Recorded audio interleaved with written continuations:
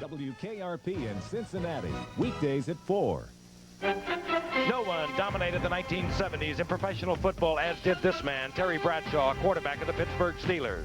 4 Super Bowls, 4 NFL titles. Terry is gone now, and this young man, who also knows about Super Bowls, is the new Steeler quarterback.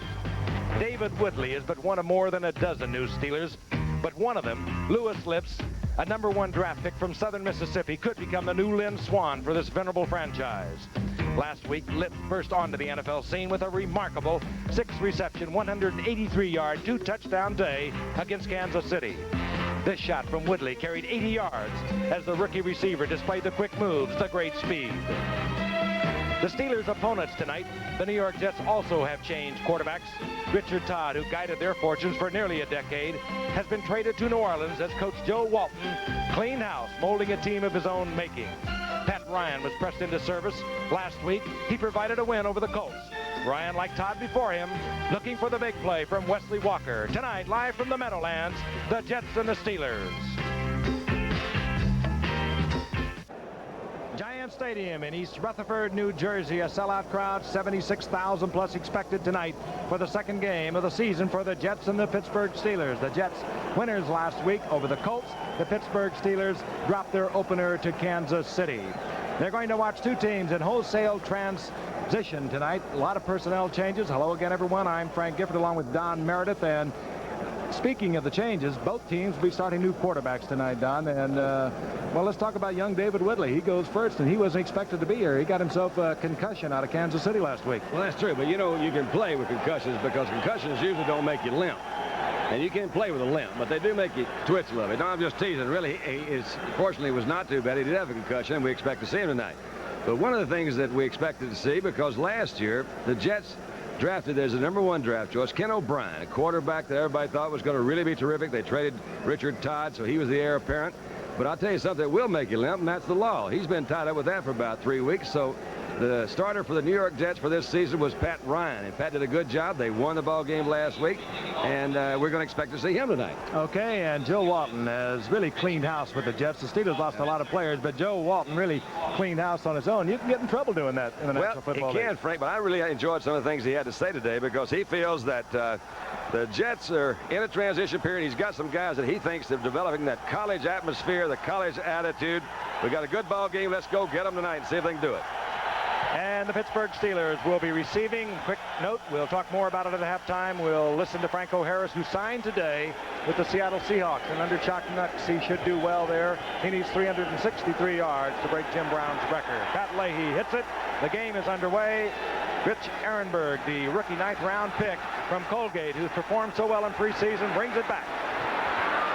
And Ehrenberg, who had a big game last week in a losing effort for the Steelers against Kansas City, gets out over the 20-yard line, close to the 22, a 22-yard return. And let's take a look at the starting offensive unit. David Woodley, who won the job really in preseason over Mark Malone. We told you about the concussion last week against Kansas City, and he was questionable, but he worked out on Tuesday, appeared to be all right, so he opens tonight. Woodley, who went out in the third quarter last week, had some pretty good numbers. He was 11 of 17, 2 touchdowns, 225 yards before he got dinged. Woodley adjusting backs. They're Frank Pollard, number 30. Abercrombie, number 34, and Woodley is back, and that's Gastineau. Pollard gets the check off. Good move by Woodley. He's very agile. And a good hit by Ken Schroy on Pollard just about at the line of scrimmage. And let's take a look at the defensive unit. One of the last remaining 4 down linemen that you'll see in this game today. Those are the 3 linebackers. John Woodring in the middle. Greg Buttle, a good linebacker, playing without an injury for the first time in a long time. And there is a secondary dramatically different than it was a year ago. And of course, Jerry Holmes at the right corner left. Johnny Lynn is playing there now. Holmes signing with the USFL. Bobby Jackson should be in the left corner, but he is injured and will not go tonight. As we watch, Abercrombie stacked up, Fumble. And the ball is loose. Fumble. Gastineau raising his right hand, indicating the Jets got it back, but they'll have to unpile players. Frank, they had a little bit of that last week. They had, I think it's 3 fumbles just from the snap from center. You got a veteran center that you really don't expect. Steelers did really hurt themselves last week against Kansas City. Chuck Noll said this has done a lot to set football back. Jets fans, of course, a partisan crowd, they don't like it, as the Steelers will maintain possession. That's Darrell Ray, who roams the middle at free safety for the Jets, and a good one indeed. A good hitter he is. So Abercrombie coughs up the ball, but they retain possession out of the 25-yard line to bring up 3rd down and 7. Abercrombie, a bit of a disappointment, a first-round draft pick 3 years ago out of Baylor. With Franco Harris gone, expected to take up the slack, but he has been not the player they expected in preseason thus far. But he has great talent, had big plays for the Steelers, who won the AFC Central Division a year ago with a 9-7 record. Abercrombie had big days. Oh, yeah. Strong arming. That is Woodley going deep, intended for John Stallworth, who had a great game last week against Kansas City, as did the rookie Lewis Loops. Watch Gastineau. Gastineau working against Larry Brown, who's been successful with him over the years. 79 is Larry Brown of the Steelers. Even when he doesn't get a sack, this kind of intimidation, the old quarterbacks remember. And that's what Gastineau's doing well. He's terrific on that pass rush. He's been criticized a little bit for defense against the run, but I'll take it. He's all right. Kurt Springs will drop for the Jets. Dangerous return man. Coughed one up last week against the Colts. The Colts got a score out of it, and right now the Steelers are in disarray as they only have 10 men on the field, and a quick call to the sidelines brought in the 11th man. That was Ouija. They lost Ouija there. Ouija's a young fella. He's got to know when to get in there. Rookie from Florida State. He'll hear about that in the team meetings tomorrow. Colquitt punting for Pittsburgh. High, short kick. Springs will have to call for the fair catch, which he does, but not until he settles in about the 41-yard line. Good field position now for the New York Jets. And there is Chuck Noll. And he has had no trouble with the Jets. The last one, of course, coming at the end of last season, Terry Bradshaw's final game. Chuck Noll took over this franchise in '69. Took them to 4 Super Bowls. They won them all, 74, 75, 78, and 79. Jets set to go. The quarterback is Pat Ryan. Setbacks, Freeman McNeil, number 24, had a great season in '82. Missed 7 games with a shoulder last year. Marion Barber is also in there, number 31. Freeman McNeil, left side. And McNeil pounds out Like over the 40, and he coughs it up. And now the Steelers are saying they have it, and no. The officials, headed by Bob McElwee tonight, say that the Jets retain possession. Offensively, there is Pat Ryan. Of course, for 7 years, a backup to Richard Todd. Only in 7 years, 48 of 86, 55.8%. 5 touchdowns, 7 interceptions. Good offensive line. They're strong. Perhaps the most underrated of them, Dan Alexander on the right side. You might recall, former All-Pro Chris Ward was waived about a week ago. He was picked up by New Orleans. Reggie McElroy is playing the left tackle for the Jets. It's 2nd down and a long 8 as Walker goes in motion and Ryan drops. That ball intended out of the general direction of Walker, and I would say about 5 yards behind him. I imagine that Pat Ryan, before his partisan crowd of Jet fans, a little nervous tonight as we look at the 3-4 of the Pittsburgh Steelers defense, the defense they went to about 3 years ago. And one of the fine linebackers, Robin Cole, on the inside will have to take up the slack from the loss of Jack Lambert, who dislocated his toe last week against Kansas City. His spot being filled by David Little. He's only had 3 career starts into tonight, but he played well against Kansas City. Good hard hitter against the run. David Little for Jack Lambert. Little wearing number 50. Johnny Hector, number 34, in the setback for the Jets on 3rd down, long 8. Nice Good shot by Ryan. He gets it in, gets the completion. Yardage for the 1st down, and it connects with Mickey Schuler, the big tight end. Schuler taking it upfield enough to pick up the necessary yardage for the 1st, and a good pass by Ryan, Don. He just came back set really good and strong, Frank. He's got the 4-man rush that Pittsburgh's throwing at him at time. Set back right in the middle. Schuler's the guy that they kind of go to in there. As we've said, oftentimes the tight ends playing more and more bigger role, or playing a bigger role in the passing offense in the NFL. Mickey Schuler, Penn State boy. They got a lot of Penn Staters here. 47-yard line of the Steelers. The Jets with the 1st down. Schuler in motion. Ryan is back and looking. Looking again for Schuler. Look out. Pass he could have had and could have been intercepted by number 31, Donnie Shell. And Sam Washington was over there, too. Go get him, Mark. Gastineau, of course, involved in that court case that has been going on for an unbelievable 3 weeks. A misdemeanor assault charge here in New York. The occasion, Studio 54 just about a year ago, but they have been unable to practice. Gastineau hustled out of the courtroom 4 o'clock this afternoon, got his suit on. That's okay for a defensive end, but not for a quarterback. Ken O'Brien, who was expected to be the starting quarterback for the Jets this season. The court case has settled back. Freeman McNeil, left side, good cutback. He does that so well. Inside the 45 to the 44-yard line. A gain of 3. It'll bring up a 3rd down and 7. Sam Washington comes up from the cornerback to make the stop. And the cornerbacks are weak for the Steelers. Dwayne Woodruff, who ordinarily would be a left cornerback, has a sore knee. Chris Brown is playing for him at that spot. And, of course, the great Mel Blount retired after last season. Now in the office of the National Football League. Mel Blount with those great 57 career interceptions out of the game when a lot of people thought he could continue. Sam Washington plays in that spot.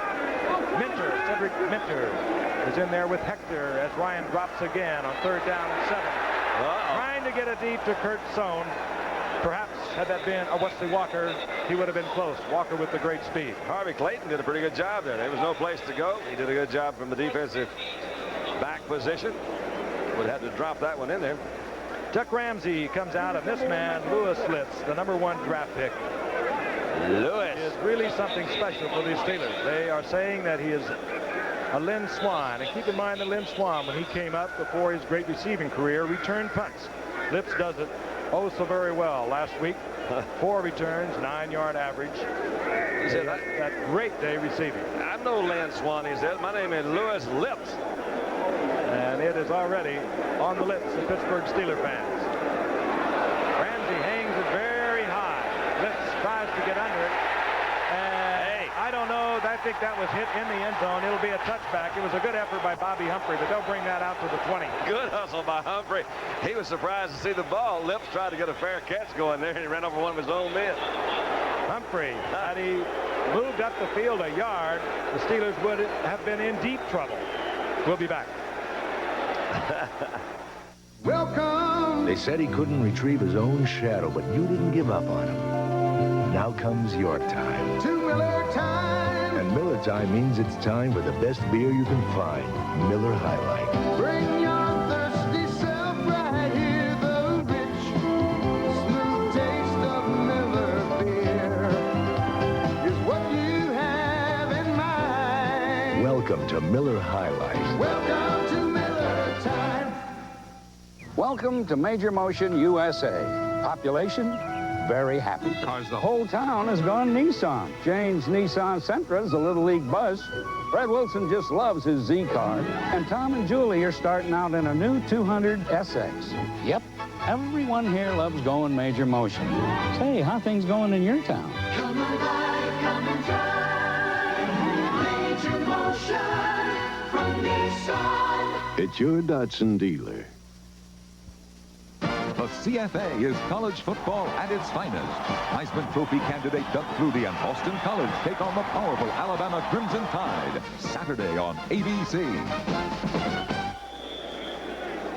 Obviously, the Steelers like the Monday nights. They don't care too much about Thursdays and Sundays, however, Don. Or even a Friday. They like Sundays and Mondays. They're just your basic, hard-working, steel kind of town, you know. First down and 10. The ball at the 20-yard line following the punt return touchback. Abercrombie, Pollard, the setbacks, and this is Pollard in his 5th year out of Baylor. We are hoping that he would replace the now long gone Franco Harris, who could not settle his contract and once again has signed with Seattle.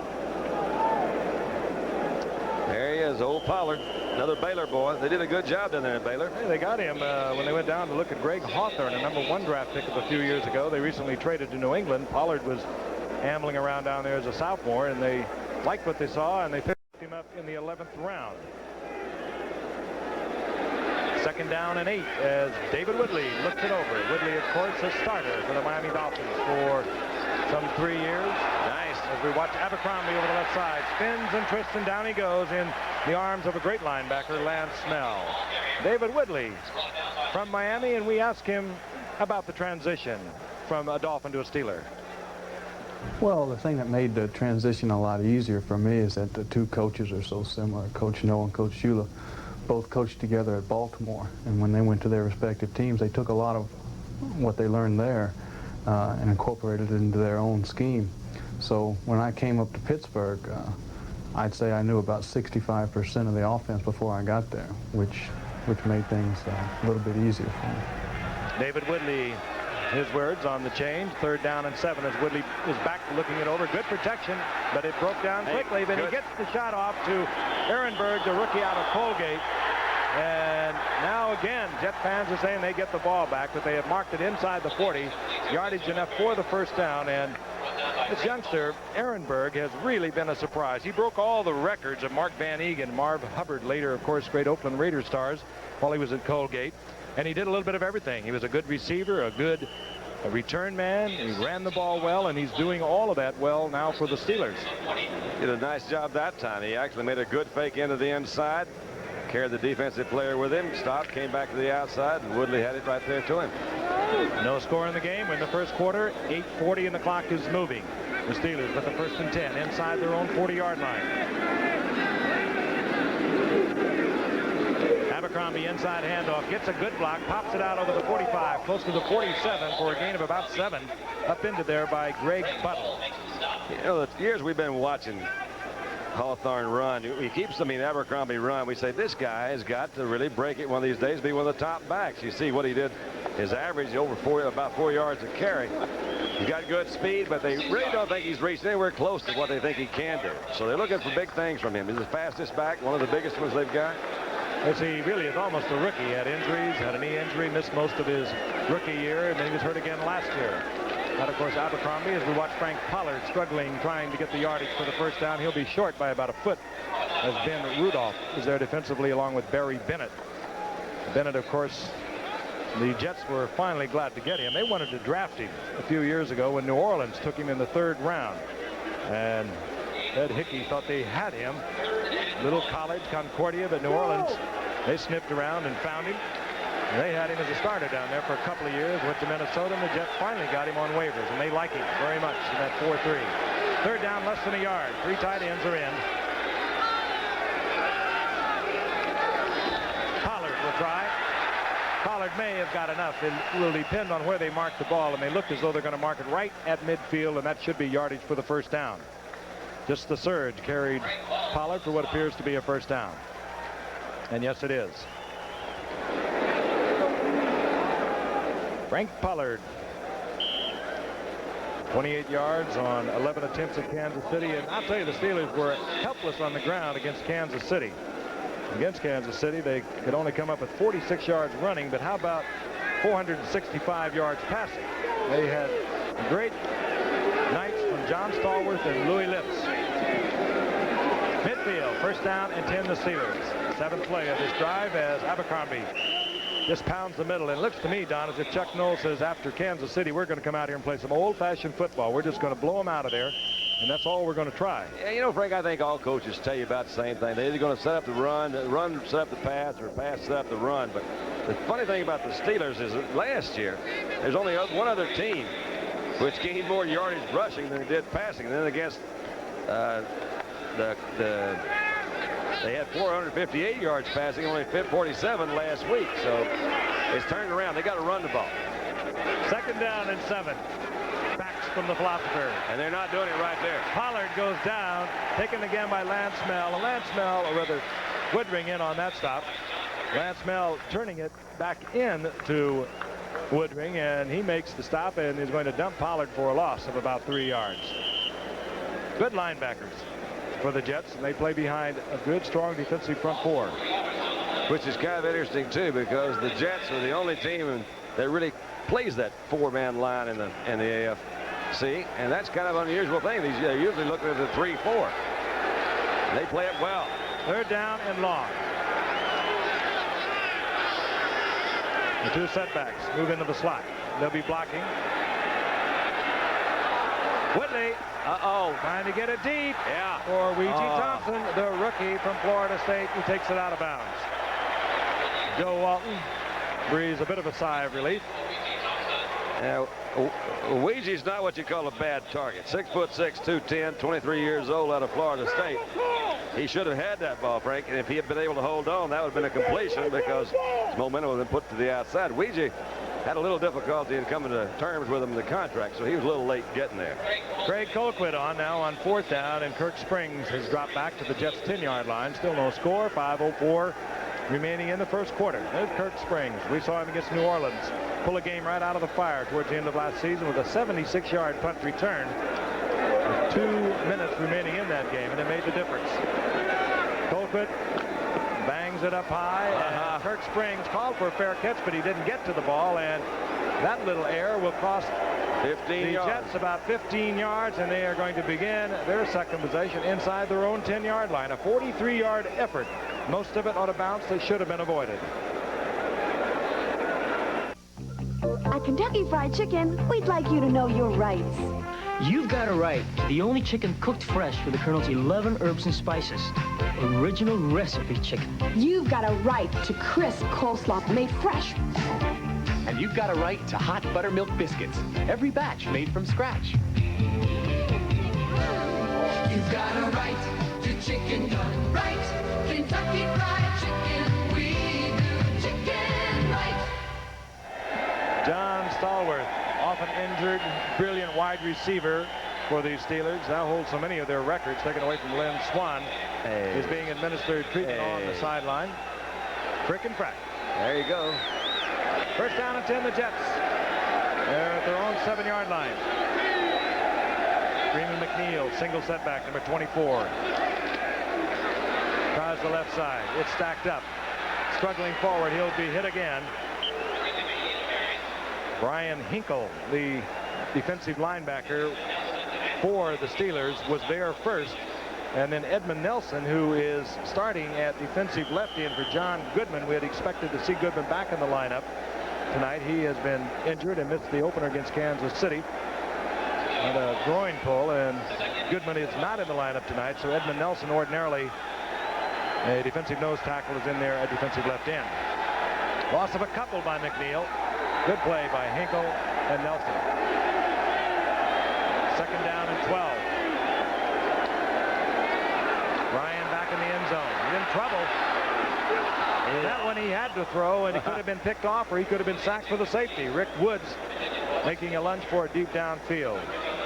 Saturday, Wide World of Sports, we've been telling you we were going to bring you the fight between Boom Boom Mancini and Ken Bogner. Well, Mancini sustained a cut over his left eye, suffered in training. On the advice of doctors, he is withdrawn.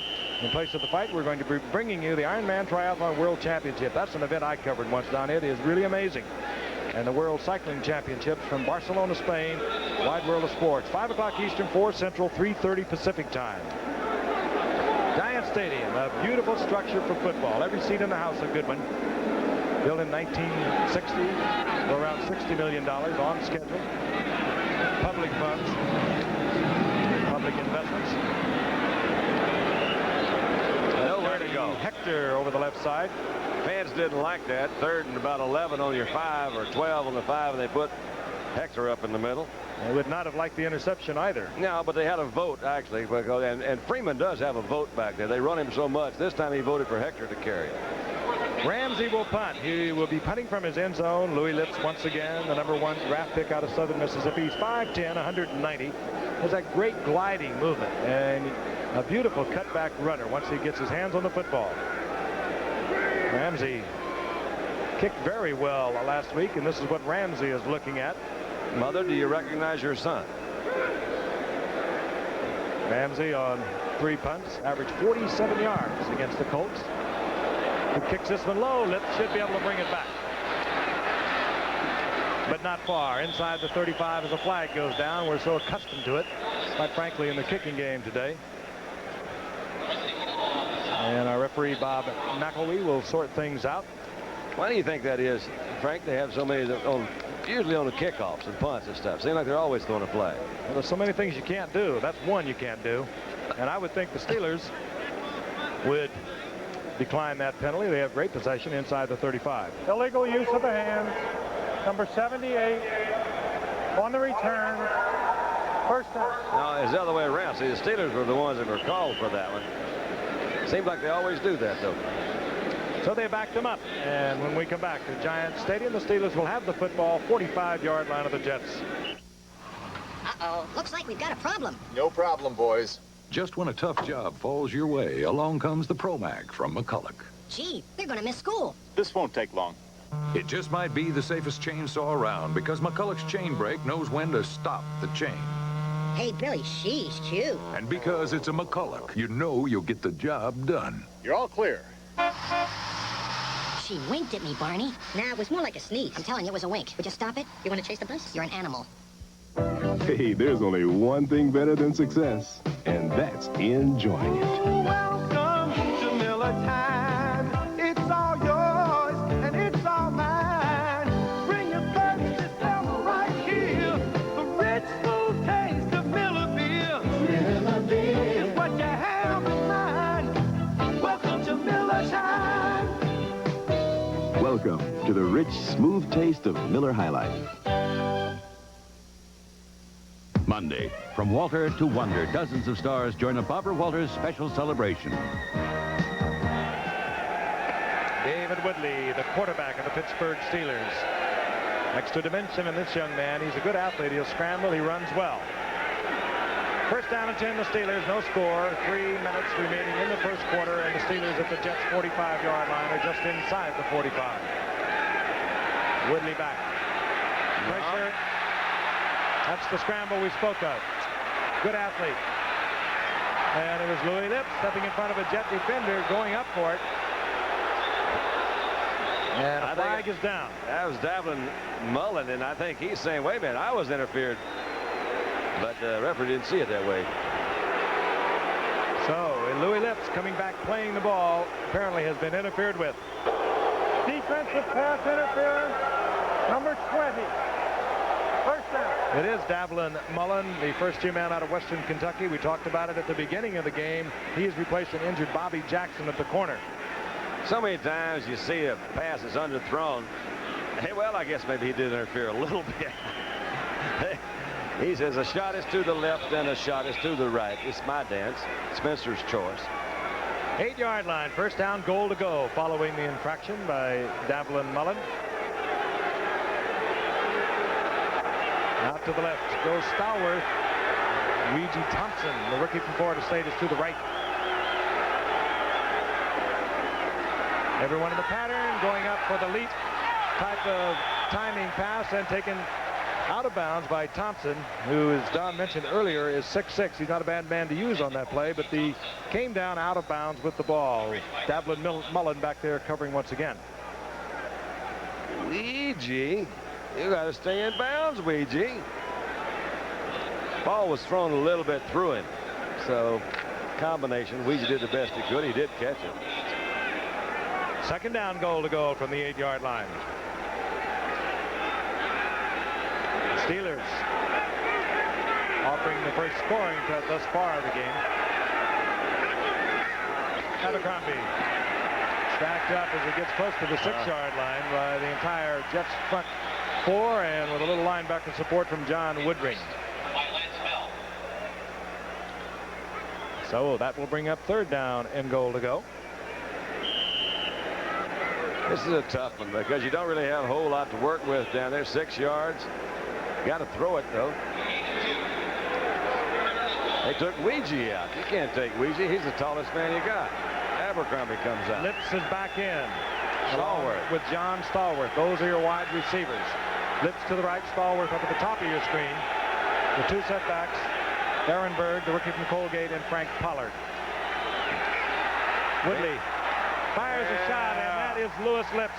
2 touchdowns a week ago, and he gets one here tonight in the first quarter, does the rookie from Southern Mississippi.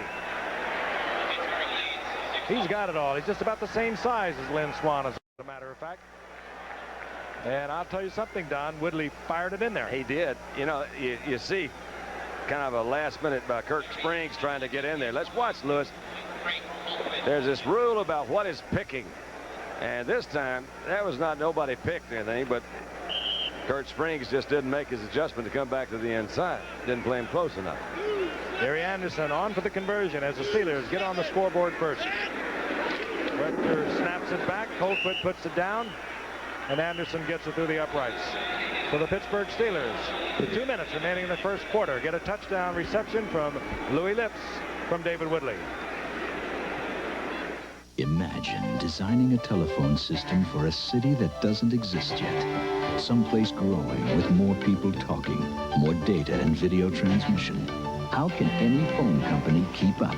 With ITT System 12, an extraordinary digital system that expands easily and economically as a small town becomes a big city. ITT System 12 is designed to meet needs that don't even exist yet. Mr. Wills, you seem different lately. Really? Is that a new suit? No. Did you lose weight? New glasses. No new glasses. The best thing about Grecian formula is no one ever knows you're using it. Grecian's not a dye. It's a clear liquid that gradually brings your gray hair back to a natural-looking color. You shaved your mustache.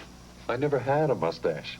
I knew that. Grecian Formula 16, liquid and cream. There's no telling who uses it.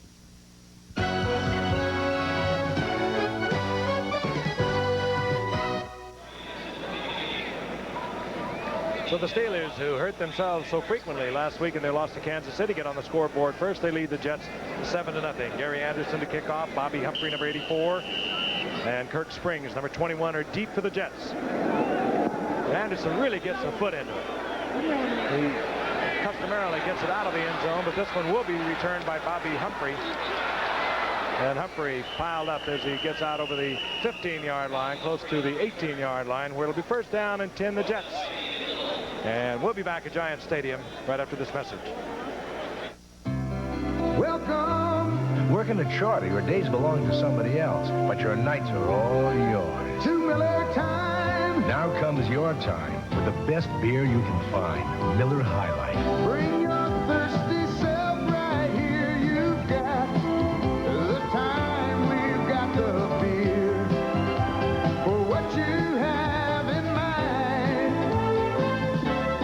Welcome to Miller time. For the price of a Commodore 64, here's what you get from Apple, from IBM. For what it costs to add a Commodore disk drive, Apple, IBM. Add a Commodore printer, Apple, IBM, the PC Junior. Add a Commodore modem, and now you can get an Apple IIe or an IBM PC Junior with 3 games. Is it any wonder Commodore sells more computers than Apple and IBM combined? That's a whole lot of years. The merger was in 1970. Phil Simms opened for the Giants. He had a great day against Philadelphia, the second most productive day in terms of yardage ever by the Giants. Wyatt Tittle, of course, had one for 500. Phil was over 400 on Sunday. First and 10, the Jets. Freeman McNeil. Merriweather got in there, forced McNeil, or rather, Neal to the outside, and it was Robin Cole who came from the opposite side of the field to make the stop. They have good linebackers, these Steelers. Robin Cole, who was able to move inside where he has belonged for the past 7 years because of the play of a youngster, Brian Hinkle, who has moved to the outside. Merriweather's awfully good, too, 57. He's made some good plays. Of course, they're going to miss Lambert just because he's been there so long. And Jack Lambert, of course, with the dislocated toe, out of action. And David Little, number 50, filling that spot, inside linebacker on the left for the Steelers. Second down and 9. Freeman McNeil. No place. Robin Cole. Reading the play, stepping inside. Stops it right at the line of scrimmage. It'll be third down and long, confronting Pat Ryan. I remind you, at halftime, Jim Lampley will be talking from our studios with Kellen Winslow. Of course, Kellen Winslow announced his retirement after last week's game. The great tight end for the San Diego Chargers in a contract dispute there. Also, update you on the Franco Harris story. And Doug Flutie, the Heisman Award candidate for Boston College, who opens our college season Saturday night against Alabama at Alabama, will also be with Jim Lampley. That's at halftime. Third down and long for Ryan. Nowhere to put it in. Ryan goes down. He's buried by Keith Willis, who led the Steelers in sacks a year ago with 14. He gets 1 tonight. That's really kind of scary. You know, you get back here third down, everybody kind of knows you're going to throw. And he just didn't have anybody open. They had them all covered that time. Joe, I don't blame you. I'd be a little upset, too. And they're covering him with cornerbacks that they really would prefer not to be playing in the positions they're playing. I mentioned Dwayne Woodruff with the bad knee, not able to go. He played a little bit last week against Kansas City. And over the right side is Sam Washington. He beat out Harvey Clayton in the battle to take Mel Blunt's job. Mel, of course, has retired. Ramsey once again from deep in his own territory. Louis Lips standing at his own 46-yard line.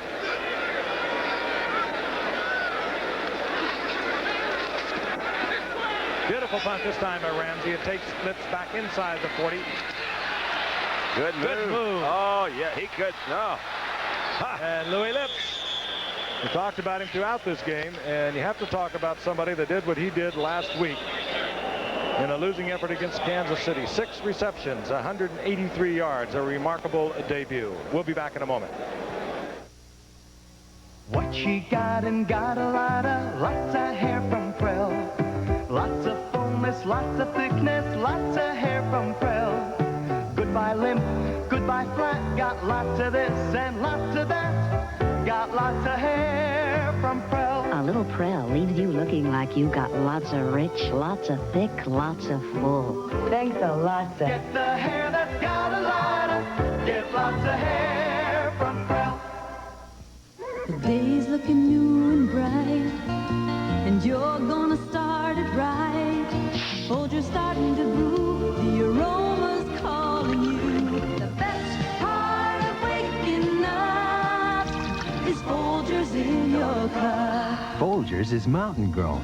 Nowhere else did beans store out this much enticing aroma and flavor. The best part of waking up is Folger's in your cup. You wake up 2 hours earlier to do what's best for your body. Give your body the best. You work up a big sweat doing it. Give your body the best. You need the best deodorant soap you can buy. Give your body the best with Safeguard. It's better than all the rest. It's Safeguard. Only fresh-smelling Safeguard has an unbeatable combination of rich, thick lather and deodorant protection. That makes it the best deodorant soap you can buy. Give your body the best. Give it Safeguard.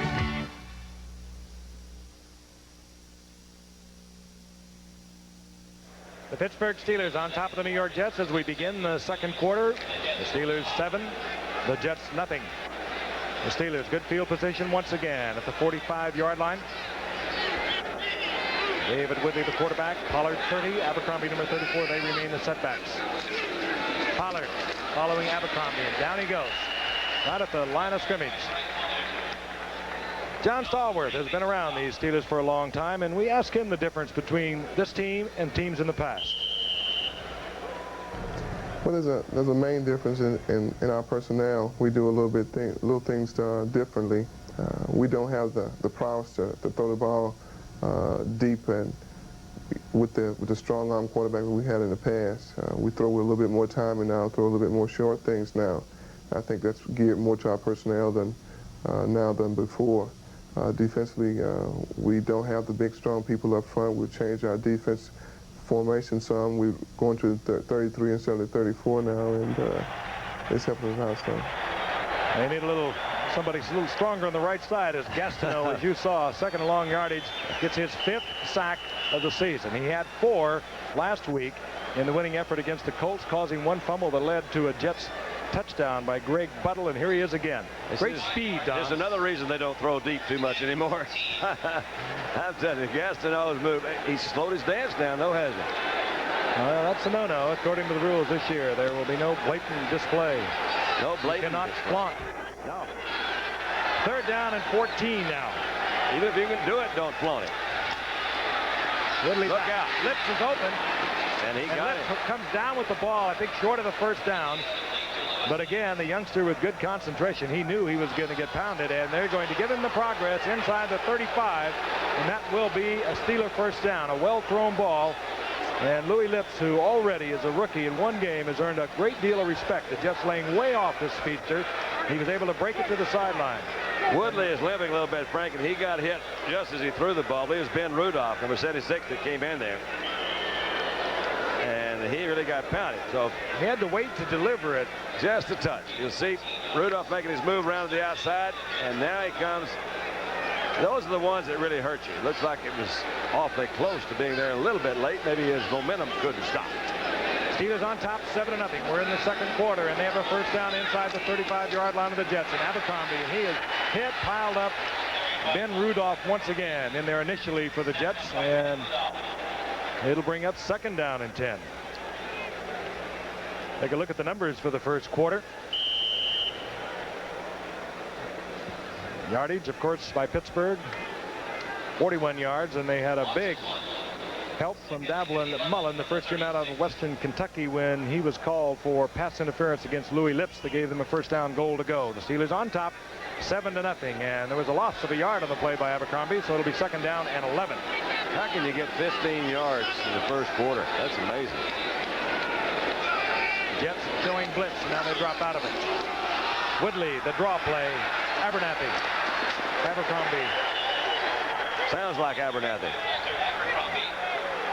Just to about the 32-yard line. A gain of just about 3 yards. It'll still be long yardage for David Woodley. Abercrombie now is limping, and he is coming off, and that means that we'll see Rich Ehrenberg, the rookie from Colgate. It's Abercrombie. And we'll also see 3 wide receivers for the Steelers. Ouija Thompson comes in, the rookie from Florida State. Lips, the rookie from Southern Mississippi, and John Stallworth. Stallworth that had a great day himself last week. 8 receptions, 167 yards, and a touchdown for John against Kansas City in a losing effort. 3rd and long. Woodley throws it underneath. That was to Lips. Good defensive play there by Ken Troy. And that will bring up a 4th down. Ken had a really good position, didn't he? And we'll see Gary Anderson down, because the place kicker for the Steelers can really put the foot to it. I mentioned earlier that he usually kicks off into the end zone or out of the end zone. And here he is. Tremendous year a year ago. 27 of 31, 87%, 2 of 3 last week. And this will be an attempt of 50 yards. Not going too easy, too, because we got a little swirling wind here in the Meadowlands tonight. This could be his career best. And he's certainly capable of reaching it. Colquitt will put it down off the snap of Mike Webster. Well, we're going to go 5 one way or the other, aren't we? I think they might have been drawn off, if that's possible. I saw a little movement in the offensive line, but yeah. So that might take them out of Anderson's range, depending upon what Chuck Knoll decides. He's certainly capable of 55-yarder, and Chuck Knoll says go for it. A little bit of breeze as we look at the flags at the end zone to our right would be favoring Gary Anderson, but you're so right. It swirls here in Giant Stadium. The flags at the other goalposts are not moving at all. Those are to our right. That will be helping Gary Anderson. Now a 55-yard attempt. Blocked. It's blocked, and it's picked up by the Jets. Good move. Davlin Mullen, who a little bit of a revenge for the pass interference that set up the Steelers' first touchdown, as he comes down with the ball, and the Jets will have it deep in Steeler territory. And I'll tell you, when you try to stretch your field goal kick, you kick it much flatter, kick it much lower, and the Jets were able to block it. Frank will watch. Colquitt saves a touchdown. That was number 51. That was Greg Buttle that got his hand up. But look at Colquitt come out. He said, come on, whoa. Oh, way to go, Davlin. Heads up ball. So the attempt from 55 yards is blocked, and the Jets now down 7-0, have the football back, 34-yard line. There is Davlin Mullen, the first-year man out of Western Kentucky. These guys got to learn to talk to mama much quicker. Schuler in motion. Barber, the big third-year man out of Minnesota. And a flag. Another flag is down.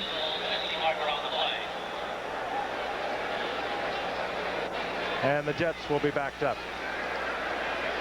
Monday, of course, we watched Dallas and the Rams. Dallas displaying young Gary Hogaboom. Tonight we're here in the Meadowlands, and Monday night we'll be out in the city by the bay, San Francisco. The Washington Redskins, the San Francisco 49ers, Theismann against Montana. A rematch of the NFC Championship game of a year ago, in which Montana really performed miracles towards the end of that game, and came within just a matter of moments. The Redskins not even going to the Super Bowl. Considering what happened, maybe they wish they had. That's right. I got a feeling that's going to be really one of our better games of the season. When you think about the two teams that are there, and Washington having lost the opening game against Miami, you know they've got to be ready. Dan Alexander holding. The down remains the same. First down and 20 now. The ball inside the 45-yard line of the Steelers. Play action by Ryan. Fires a shot, gets some of it back. Kurt Sohn. That's the way to approach it, too. Don't try and go back and get it all. You have 3 downs to work with. And Ryan with a shot to Sohn, but he paid for it, too. He was hit just as he delivered it, and another flag is down. Preliminary indication against Pittsburgh.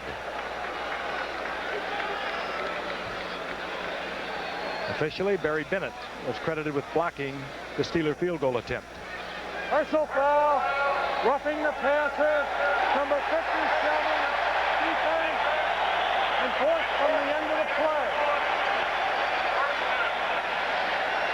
That would be Gary Dunn, the nose tackle. Actually, it was 57. That's Mike Merriweather. That is Merriweather, right. So that will produce the first down for the Jets at the 17-yard line of the Steelers. 11:02 remaining in the half.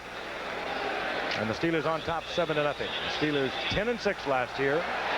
That beat in the playoffs as the AFC Central Division champions, wiped out by the Raiders 38-10.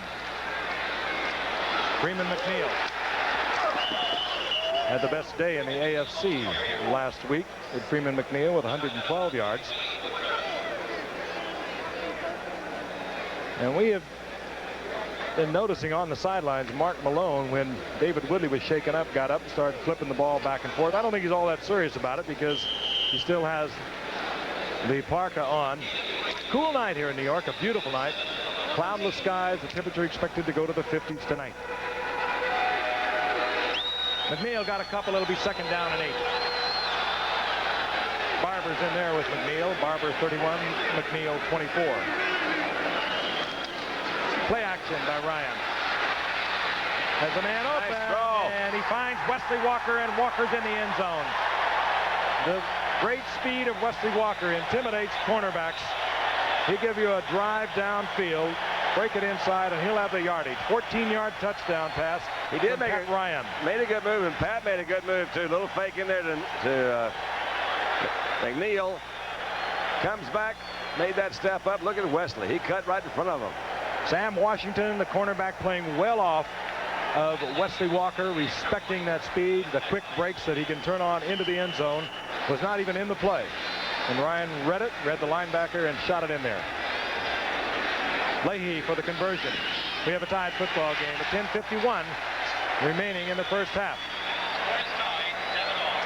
There is Wesley Walker. He has been the home run ball for so many years for these Jets. Great young man, legally blind in the left eye. This is really amazing to me, but I guess as long as you keep one of them open, he can do it. He actually didn't give him that deep fake. But look how he kind of stopped in there, right in the middle. You had Robin Cole coming out there, and he made a nice move. He was able to hold it together. So Wesley Walker ties it up. We'll be back in a moment. People tend to confuse me with the roles I play, which is ridiculous because I'm not a neat freak. For example, I just got a Beta Zoom copier from Minolta, but not because I can add toner without getting that disgusting black powder all over my hands.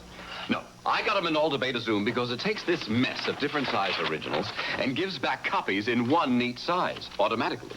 But that doesn't make me a neat freak. Of course, I'm not a slob either, like The Beta Zoom copiers, only from the mind of Minolta. Welcome to Miller time. At Miller High Life, time is everything. Beer drinkers come to us because we've been brewing in extra quality for the last 129 years. That's a lot of our time. But it's the reason you spend your time with us when you want the best beer you can find. Miller High Life.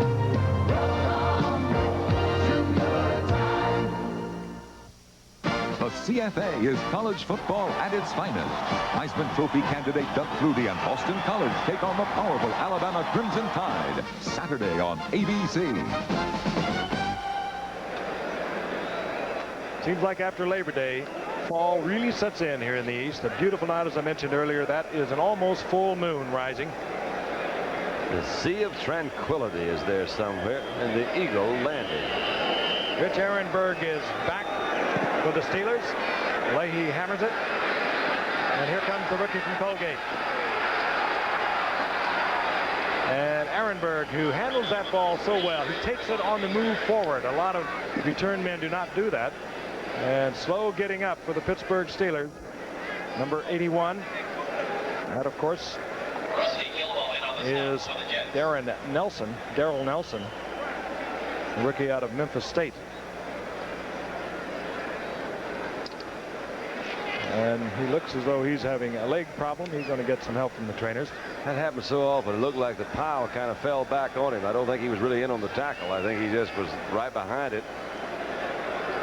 Kind of fell in there on him. You see 81 blocking there to the right of Ehrenberg. And there he comes. Usually in the pileup. I think he just stretched it out himself. He didn't even get hit. Could be a pull. We'll attempt to get a report. Ehrenberg gets it back out to the 25-yard line for the Steelers.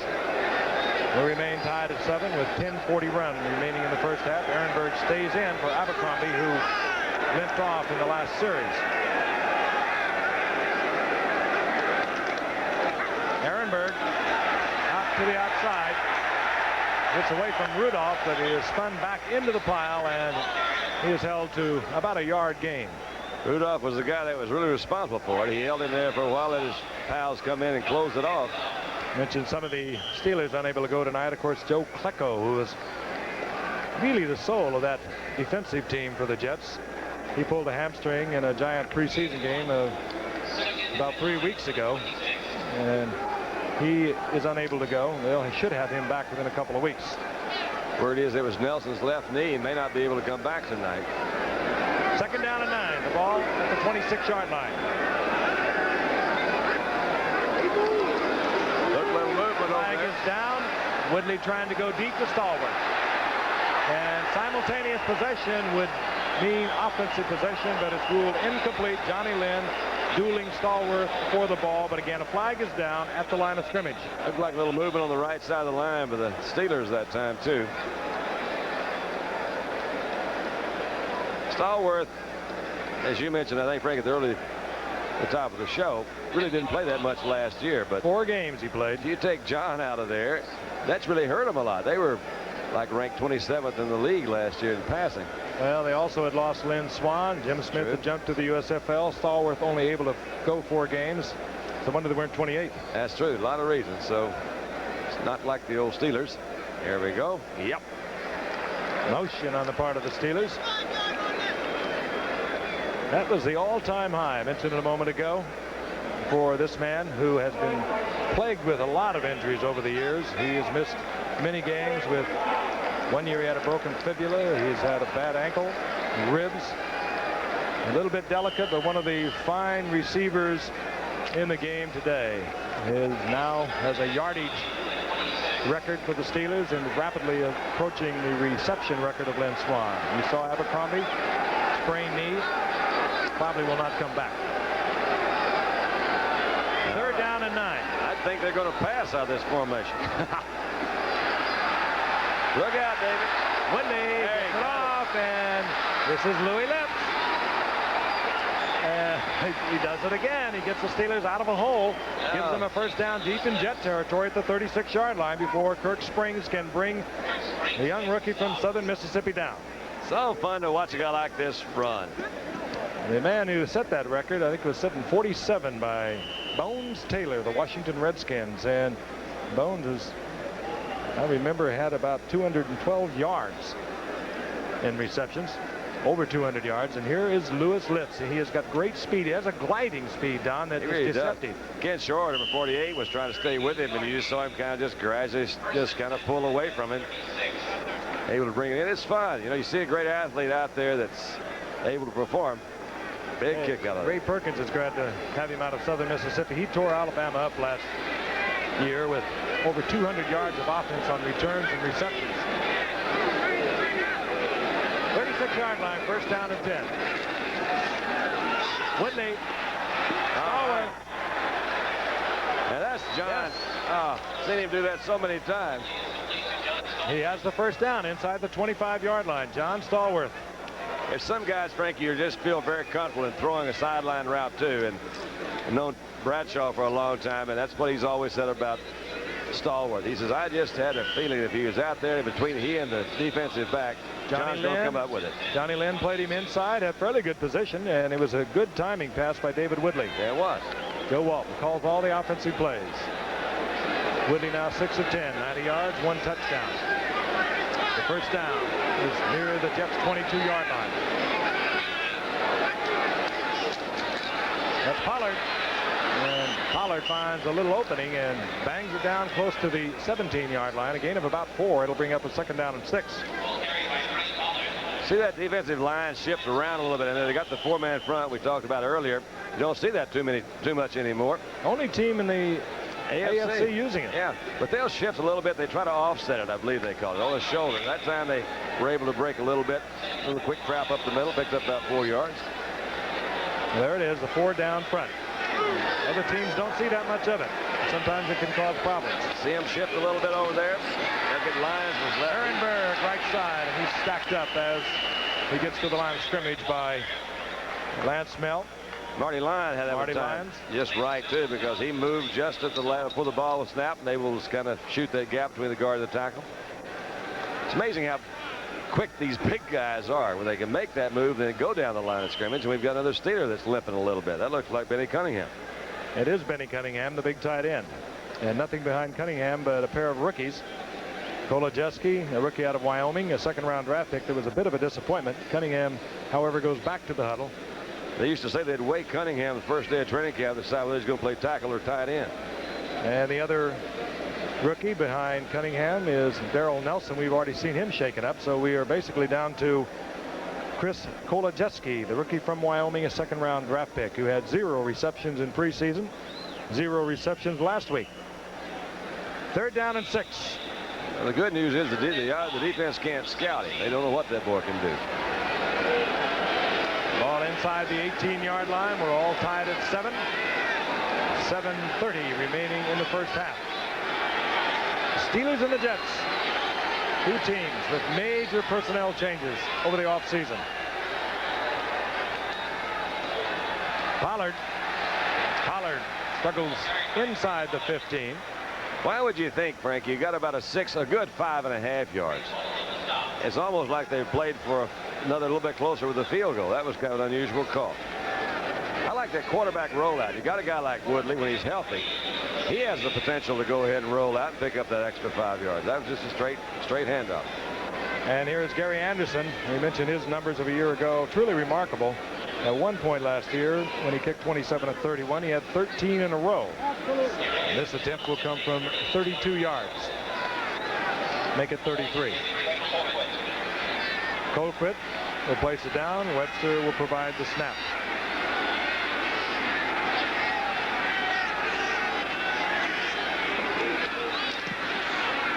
Anderson straight down the middle to the uprights, and the Steelers have untied it with a Gary Anderson 32-yard field goal.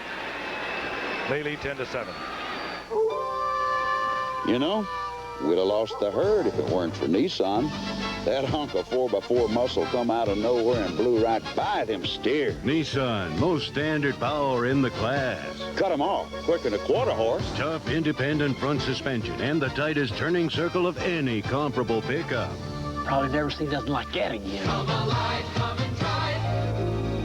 Major motion. No. It's your Datsun dealer.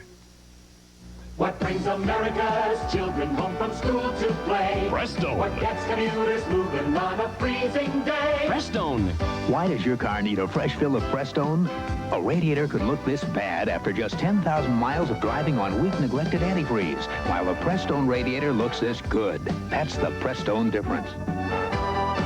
What gets the country set for winter? The brand that stands alone. America goes with Prestone. Kirk Springs has dropped for the Jets to the goal line. Gary Anderson to kick off, and Kirk Springs is back there because Gary Anderson has a big foot on the kickoffs. And you probably got the idea that he can put it out there at quite a distance, even though it was blocked. Chuck Noll let him try a field goal attempt from 55 yards.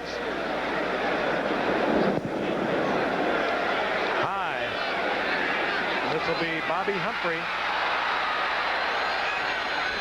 And Humphrey out over the 10-yard line to the 12-yard line. That kicked very high. It hung up there for a long time and allowed the coverage to get underneath. And Humphrey out of New Mexico State, the rookie, gets it back to the 12. Tonight, a runner conquers invisible pain with visible courage as Old Spice Aftershave and Cologne present NFL Classics. All you gotta do is smell the morning splash on Old Spice. Now you're moving, isn't it nice? Up and at 'em, don't think twice. Pour out a handful, splash on some spice. Nobody sends more guys out there alive and awake than unmistakably masculine Old Spice. Now you're moving, don't think twice. Splash on the feeling, splash on some spice.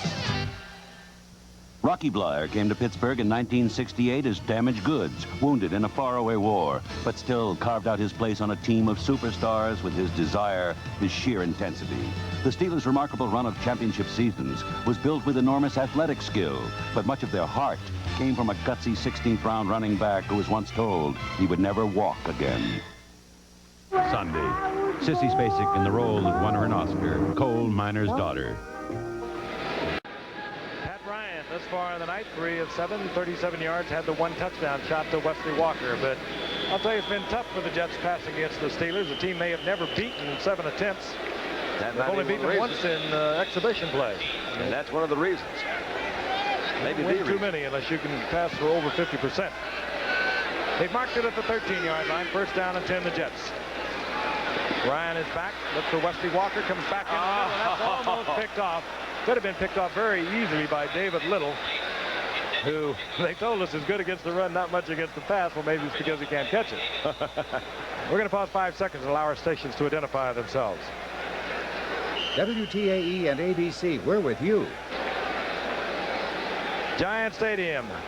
The Jets against the Steelers. Frank Gifford along with Don Meredith. The Jets, with wholesale changes over the year, are trailing the Steelers 10-7. The Steelers got on the scoreboard first. The Jets came back. They blocked a 55-yard field goal attempt. Took that one in. A shot from Pat Ryan to Wesley Walker. And we've got a 32-yard field goal from Gary Anderson of the Steelers. This is Freeman McNeil on 2nd down and 10. And he's at the line of scrimmage, and that's about it.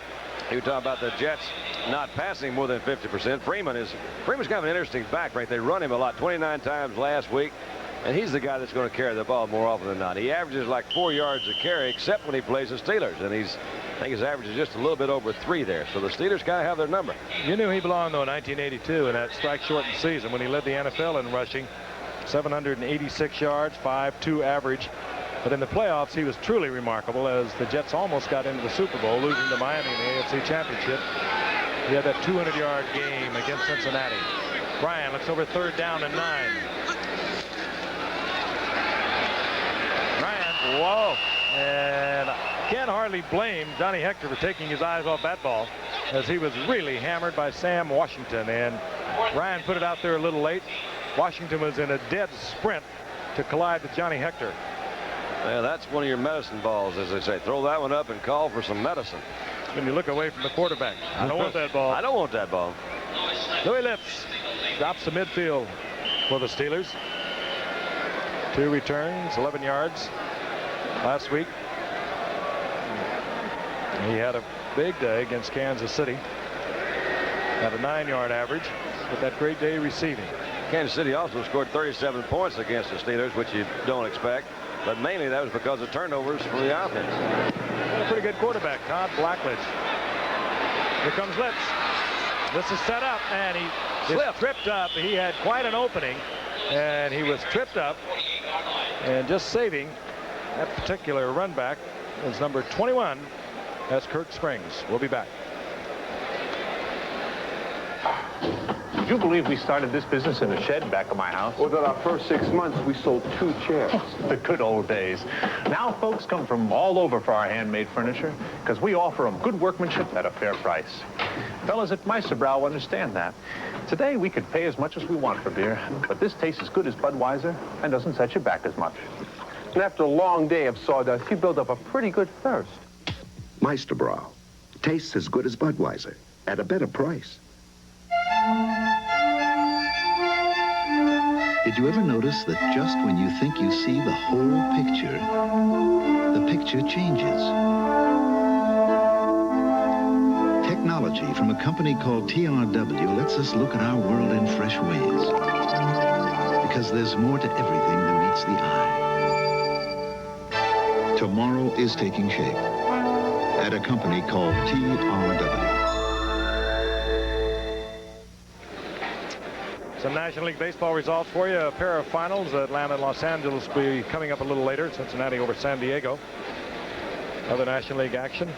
Chicago has defeated Montreal. And the Mets are losing. If that holds up, they did lose. That is final. So the Mets drop what? 7 games back. 7 games. Those Cubs, man, they're having a heck of a year. The Steelers, good field position once again. Inside the 40 of the Jets. Third time tonight, the Pittsburgh Steelers have taken possession in Jet territory. And they lead 10-7 with 5:13 remaining in the first half. David Woodley, youngest quarterback ever to start in a Super Bowl. He did it for Miami in Super Bowl 17. Here's Aaron Bird. The rookie 9th round draft pick gets 2, maybe 3. It'll be 2nd down and 7. Told you Joe Klecko unavailable, pulled hamstring from 3 weeks ago in a preseason game against the Giants. Made a tremendous comeback from a very severe injury 3 years ago. And when Klecko and Gastineau are in there together, they are quite a tandem. Russell Carter, the #1 draft choice, also has a pulled hamstring. He hasn't played at all. So when they get him back and Klecko, they're going to have a lot better defense. 2nd down and 7. The ball at the 37-yard line of the Jets. Aaron Bird hit at the 35-yard line. A gain of a couple. It'll be 3rd and 5. And want to remind you, Saturday night, we're going to watch Boston College go against Ray Perkins' Alabama Crimson Tide in our collegiate debut. CFA college football. And at halftime tonight, Jim Lampley is going to be talking to Doug Flutie, who came up 3rd in the Heisman Award balloting for Boston College a year ago. He's going to make a run for it this year. That's 8 o'clock Eastern time. Boston College in Alabama right here on ABC. 3rd down and 5 for the Steelers. Ouija Thompson, top of your screen. Can't miss him. He's 6'6". Whitley, Stallworth, and Stallworth has the yardage for the first down inside the 30-yard line in the arms of Kirk Springs. They go John's run that pattern where he says, look, I need 4.5 yards. He goes down there 5. And that's really what it was. He went down, did a little curl back in. Yes, to the outstretched arms of Lance Mel. Lance is a heck of a linebacker. We've talked about those Penn State linebackers before, but he's one of them. You get he and Buttle in there, a couple of Penn Staters. That time he was not quite there. Stallworth in his 11th year has already broken Lynn Swan's record for yardage. He needed 22 receptions coming into tonight to pass Swan in reception category. And 7 TDs, all those records are Lynn Swan's. And Stallworth can get them all. Pollard over the left side, hurdles down close to the 25-yard line. A gain of about 3 to bring up 2nd down and 7. It's Blake Wingle, the guy that's the guard, 2nd-year guy to UCLA that they're following in there. But you see a lot of rebuilding in a lot of these teams, and the Steelers are certainly no different from some of the rest of them. They've got a lot of young players too. We've talked about the Jets and all their young players, but this guy right here didn't win 133 times without knowing what he's doing, and he's trying to ease some young players in, at the same time maintain their standard of high play. Hard to do. 2nd down and 7. The ball right at the 25-yard line. Lips up at the top of your screen. Down Stallworth. Split to the left. Looked like a flag to me. Should have been. All right. Pollard. And the linebacker had dropped off Pollard, and he'll have another Steeler first down close to the 17-yard line. Greg Buttle finally made the stop, but Pollard wide open in the flat, and he wasn't even in the flat. He had turned it upfield and should have had a jet with him. You got a feeling somebody missed an assignment. You never do know, of course, for sure, sitting up here, but hardly ever do you get that wide open. And right now we'll get the 2-minute warning. The Steelers over the Jets 10-7. And we'll be back at Giants Stadium with more Steeler Jet action in a moment. Hit it. CBS Morning News calls The Woman in Red the best romantic comedy of the summer. Gilda Radner plays the woman scorned to perfection. Yeah.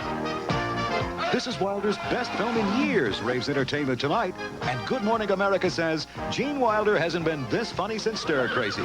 Kelly LeBrock makes you think Bo Derek's 10 had the decimal point in the wrong place. What it is. The Woman in Red, rated PG-13. Now playing at a theater near you. In the beginning, man's feet walked free, but the road to civilization was paved, so man developed shoes. Soon after that, man developed athlete's foot. God. Today, there's Mycotin. Mycotin cures athlete's foot. It's the only athlete's foot medicine you can buy with myconazole, a patented ingredient recommended by specialists to cure athlete's foot. Mycotin, now also available in new spray liquid. Mycotin, the end of the road for athlete's foot. David Woodley, a last-minute check with Chuck Noll. Woodley came to the Steelers for a third-round draft pick, and we asked him the difference between the two teams, the Dolphins and now the Steelers. Well, I think the Steelers are a lot younger team. The team in Miami has been together for so long that they're more of a veteran team and probably can do a lot more complicated things than we can. We have to keep things fairly simple because tonight, for instance, we're going to have 4 guys just on offense that are, playing in their first season. One of the young ones they have down there is a youngster named Dan Marino, and that's why David Woodley is here. But he's these youngsters he's working with tonight, they do have some young fellas out there. Marino with 5 touchdown passes in his opener against the Washington Redskins. That's the time remaining in the half, and the Steelers leading 10-7 are on a drive. They have a first down and 10. Ball at the 16-yard line. The Steelers with 9 first downs. The Jets 3. Woodley fires a pass to Stallworth, and that's a great catch by Stallworth inside the 10-yard line for what could be another Steeler first down. Very close, but a flag is down at the line of scrimmage, and it looks as though it's going to work against the Jets. That was not a very well thrown ball. Nope, against the Steelers. It will be against the Steelers. Threw that one, as they say, low and behind you, but John made a heck of an adjustment. Came back and made the catch. May go for naught, but that was a great catch. If you can get that thing going where they don't have to break stride, as you know, Frank, that's just such a big key, where the receiver can catch that ball on the run. Illegal chop block, number 30, offense, 15 yards. Pollard Still on first down. Illegal chop block. Coming back in, one of those linebackers, I guess. He was on Gastineau, and he was bitterly complaining. That'll tell you a little bit. Unless you throw it up in a hurry. Doesn't necessarily translate to a big lead. The Steelers up by 3, and now they have first down and 31. I correct myself. First down and about 18.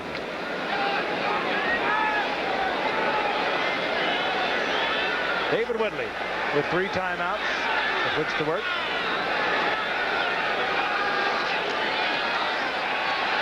Gastineau pressures Woodley out of the pocket. He dumps the screen to Pollard, and he has the screen in front of him, and Pollard stops the clock out of bounds near the 23-yard line. Knocked out of bounds by John Woodring. And that will bring up a second down and about 17 now for the Steelers.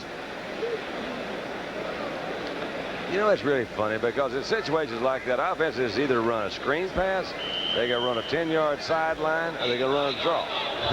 And every one they still work. You still have to play them deep. I guess so. That spreads your defense, and those are the things that work against the spread defense.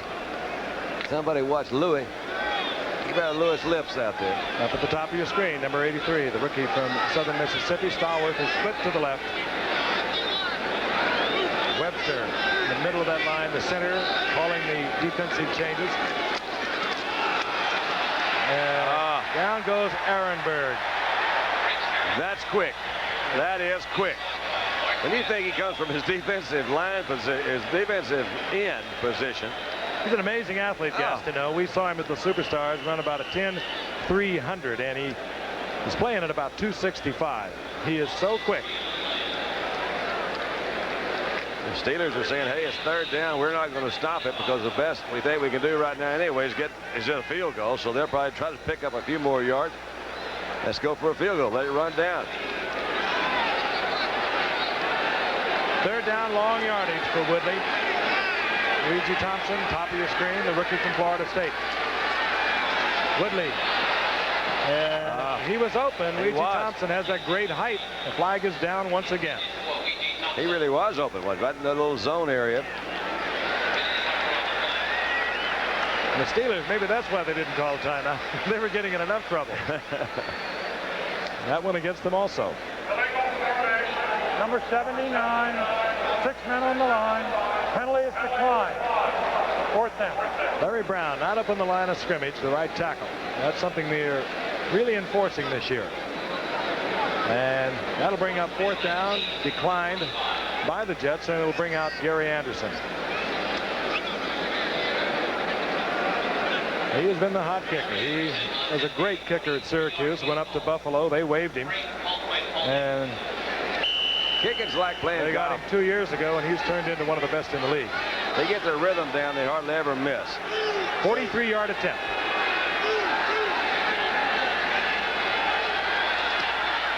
He's got it.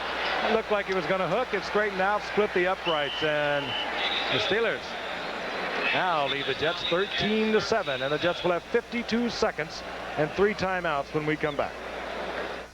Right now, someone craves a burger with an extra slice of crisp, juicy pickle. Too bad he might not get it.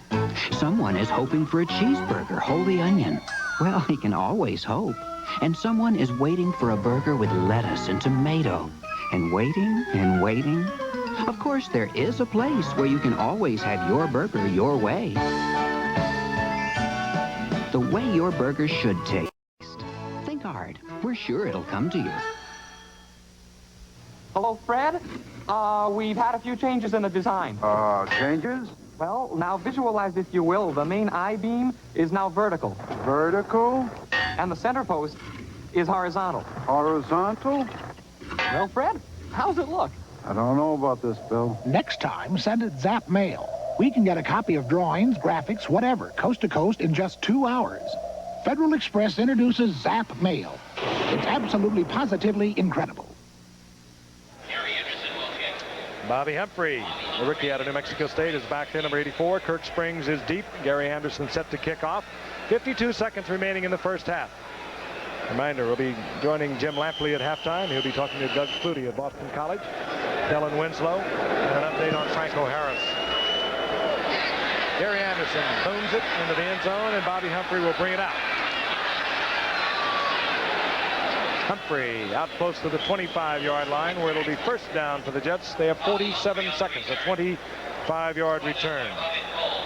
Pat Ryan brings out the offensive unit of the Jets. Again, he has his 3 timeouts. We'll be back in a moment after this from the National Football League. He's Freeman McNeil of the New York Jets. When he was only 7, he lost his father. That's why he knows how these boys who have lost their fathers feel. Their fathers were friends of mine. This is Josh Chapin, the son of the talented songwriter and musician Harry Chapin. And this is Donnie Ledbetter, son of the respected NFL coach Robert Ledbetter. Their fathers' untimely deaths have brought him closer to these boys. Today, he's become sort of a surrogate father to them, trying to provide some of the relationships that are so important. That's what these folks are doing through Big Brothers and Big Sisters programs supported by the United Way. People are volunteering all across the country, wherever there's someone who needs somebody. Maybe that somebody can be you. Find out more about Big Brothers and Big Sisters programs. Be a United Way volunteer. And thanks, because thanks to you, it works for all of us, the United Way. That announcement brought to you by the National Football League and Freeman McNeil. And that's no setup, because Freeman McNeil really likes kids. He loves to be around them, and he's great working with them. First down and 10 for the Jets. Johnny Hector, Cedric Minter. They are the setbacks. They are in there on pass, so the Jets are going to try and get points on the board. It's to Mickey Schuler, but a flag is down at the line of scrimmage as the Jets are in their hurry-up offense. Brian Hinkle defensively there against Schuler, but again, a flag is down at the line of scrimmage. And that goes for naught, and the Jets will be backed up. Crowd of 76,000 tonight here at Giant Stadium. Number 68, offense. Still first down. Reggie McElroy, the left tackle for the Jets, holding. Up until that penalty, that was one of the better starting positions that the Jets have had tonight, up on the 25. Now they're familiar with the 15. They start back there. Both teams hurting themselves frequently tonight. Steelers on top 13-7 with 38 seconds remaining in the half. This could change their philosophy. I would think so. 38 seconds. Still have the 3 wide receivers. No, now they've gone to 2. Is Johnny Hector. And Hector gets out of bounds, stopping the clock with 32 seconds. As he steps out close to the 25-yard line. Rick Woods there defensively for the Steelers. Johnny Hector, we watched come up last year. It hadn't been for multiple injuries, principally an ankle and then some ribs. He could have really turned into something. He had a good season, but he was a second-round draft pick out of Texas A&M, and Johnny Hector really turned in a great performance against San Diego. I don't know how many of you saw it, but late in the game, it was Johnny Hector that made the difference in that game. And we saw him up in Buffalo, Donnie had a big night. A lot of nagging injuries for the youngster from Texas A&M. Ryan fires one to Schuler. Hey, he got Schuler has the first down. Yeah. Out over the 35-yard line, hit there by Brian Hinkle. Those are the seconds ticking off as Ryan tries to squeeze another play in. I love when the crowd says, timeout, timeout. He's got 3, and he probably should have used one. Yeah, this is Cedric Hunter, who came down from 3 years with Toronto in the CFL. Was a great receiver up there and rusher for the Argonauts. And he has moved the ball to the 40-yard line, where it'll be 2nd down and 5 as Brian does call timeout, leaving him 2 timeouts to work with. And he moves over to talk with Joe Walton. It's the first year the Jets have played here in the Meadowlands, and it's kind of funny, you know, you travel around and see the different kinds of fans. The Giant fans are certainly different from the Jet fans, and they're filling this place up out here. They've got full house tonight, but they scream and yell at them, don't they? The Jet fans, they get involved. Come on, they say. Ryan back into the huddle. As we said at the top of the show, Ken O'Brien, the #1 draft pick from the University of California at Davis, a year ago was anticipated to be the Jets starting quarterback this year. Richard Todd traded for a 1st-round draft pick to New Orleans, and Ken O'Brien has been involved in a legal matter, misdemeanor assault charge, for some 3 weeks here in New York, unable to practice. So Pat Ryan opened the season a week ago, and Pat Ryan was 14 of 29, a couple of touchdowns and 2 interceptions in the Jets' opening season victory over the Colts 23-14, and he is directing traffic tonight for the Jets. 9 seconds and 2 timeouts. That's not a good balance. Seconds and timeouts. Oh, and almost picked off by Rick Woods. Oh, Rick. That hit him in a bad place, as they say, right in the hands. He was thinking end zone. I think he was. Oh, boy, that ball. They were so far back in the Steelers. They had all the different zones covered, so that's almost impossible. 4 seconds to go. We're going to probably get a big oomph from the crowd, because I'll bet you they run this one on 3rd and 5. 4 seconds remaining, barring a defensive foul. This will be the final play of the first half. Now they might throw one deep. But they'll be looking for the foul deep. No, they're going to run it. Or they'll be looking for the foul on the left side as Hector adds to his statistics. And here they go. Pickup of 6. The crowd doesn't like it. And flag is down. Can't end one on a flag, can you? Yeah, we end one on a defensive foul. If it's offensive, it's over. Illegal crap back. 81 offense. Half is over. All right. If it had been a defensive foul, the half would have gone forward one more play. That's it. The Steelers over the Jets at halftime, 13-7. Stay tuned for our halftime features with Jim Lampley. Here's Lipton tea lover Chris Everett Lloyd. My coach watches everything from my backhand to my forehand, even what I eat and drink. That's why I drink Lipton iced tea mix with NutraSweet. It's sweetened with NutraSweet instead of sugar or saccharin, and it's got the Lipton tea I love so much. It's so good. My coach drinks Lipton iced tea mix too, which makes me feel good, because he's more than just my coach. He's also my dad. Excuse me. I turned off your set so I could tell you about a television from General Electric. Your set has 1 speaker. GE has 2 sophisticated speakers that are going to knock your socks off. Your set has a regular tube.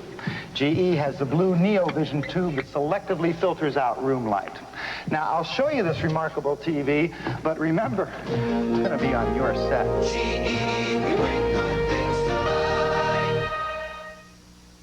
I'm 32 years old, and I love Kellogg's Frosted Flakes. Brave adults are coming forward to challenge the notion that Frosted Flakes is just a kid's cereal. I know there's a tiger in the box. I like the taste, okay? Because you love them as a kid doesn't mean you can't love them as an adult. One day, our neighbor saw the package on the table. And we don't even have children. With that extra crunch and milk, that frosting just right, that taste is great as ever. Well, they've always been my favorite, so dig in. Frosted Flakes have the taste adults have grown to love. They're great. David Burney, Morgan Brittany, and Arthur Hill are with you in the glamorous world of glitter. That's the hot story, the senator's mother. Where the headlines that sell can be the stories that destroy. Oh, you can't print that. Next Thursday, it's the premiere of Glitter at 8/7 Central and Mountain. Now they are free to roam, to spread their wings, to just be at home. The animals of the Pittsburgh Zoo are free from their cages, and we too have a new freedom, to look at them, not as whims of nature, but as members of a world we share. To those whose contributions have made this performance possible, we and others are very grateful. Pittsburgh National, we're a bank that believes in performance. Coming up tonight on Action News, a West Alexander man was down to his last $40. He took a chance on the lottery and walked away a millionaire. We'll have that story and more on Action News tonight, following Steelers-Jets football. Twice, but of course, no match day NCAA. You're looking at a live shot from Giant Stadium in the Meadowlands, where Pittsburgh leads the Jets 13-7 at the half. And now we welcome you live to our studios across the river in Manhattan. And first, a report on Kellen Winslow, the NFL's premier tight end, who, as you know, went into retirement Monday after failing to reach agreement with the San Diego Chargers after what he and his agent say was an 18-month effort to renegotiate the last 2 years of the 6-year deal he signed when he first entered NFL football. I spoke to him earlier. Kellen, thank you, first of all, for being with us tonight. Let's try to establish right off the top your basic rationale for your position. Why have you taken the step of retiring and leaving the Chargers? Well, Jim, a promise was made to me by the previous owner, Gene Klein, some 18 months ago. The team was sold. The promise was not fulfilled. I feel cheated and shafted and have decided to do other things with my life. Have you received a letter from the Chargers advising you that as of this Saturday you will be placed on reserve left team status? Yes, I have received that letter. And the implications of that are that you wouldn't be able to play in the NFL this season. Is that correct? That is correct. The implications are I would not be able to play for the Chargers or for any other National Football League club. Now, obviously, you are sitting here partially as a matter of principle because you feel as though you've been badly treated. Is there also a practical purpose? Do you believe that you have increased your leverage by leaving the team? I believe that I did everything that they asked me to do during those 18 months and that I did it faithfully. I went out and practiced hard, I played hard, and did the things they asked me to do. I wonder what else could I do in order for them to fulfill the promise to me. Do you see any chance that there's going to be a contractual agreement between yourself and the Chargers before Saturday? If the chance is there, they would have to find me and induce me out of retirement. I've decided right now that I'm not making what I feel I should be making in football, and maybe this is a sign to me that I need to go on with my life. Are you financially prepared to sit out football for not only the fall of this season, but ultimately till fall of 1986, which is how long you would have to wait if you jumped leagues to the USFL? Jim, I don't think anybody is financially prepared for something like this, but as a young man with the ability to do more than play football, I think I have a chance to go out and make a living doing something else. Kellen, as a football player, you have been noted as a maximum effort guy, somebody who put forth more than 100%, particularly in the big games. You feel awkward about this? I do. I miss practicing with my teammates right now, and I miss being out there practicing with them, at any time during the year. Maybe I can just generate those energies into something else. And a financial disagreement is worth placing yourself in a position that makes you feel uncomfortable and awkward like that? It does. I went out Sunday and played in the Minnesota Viking game and played under a lot of pressure and did not play well at all. It was a situation that was very uncomfortable for me and one I don't want to be placed in again. Very quickly, in your heart, what do you think is going to happen? Are you going to play this year? If I do, it probably would not be for the San Diego Chargers. Good luck, Kellen, and thank you again for being with us tonight. Thank you, Jim. Tonight's halftime is being brought to you by Computerland, with over 600 stores worldwide.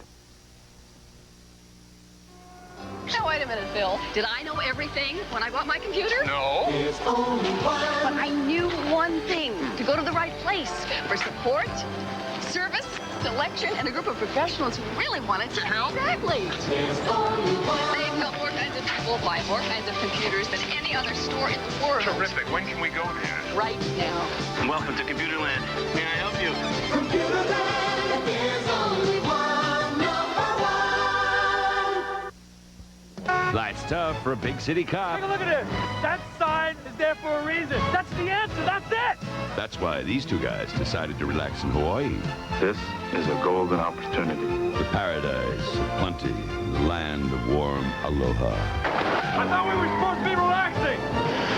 I'm having fun. How about you? Detectives Andy Senkowski and Mac Riley with you Friday, September 14th for the premiere of Hawaiian Heat.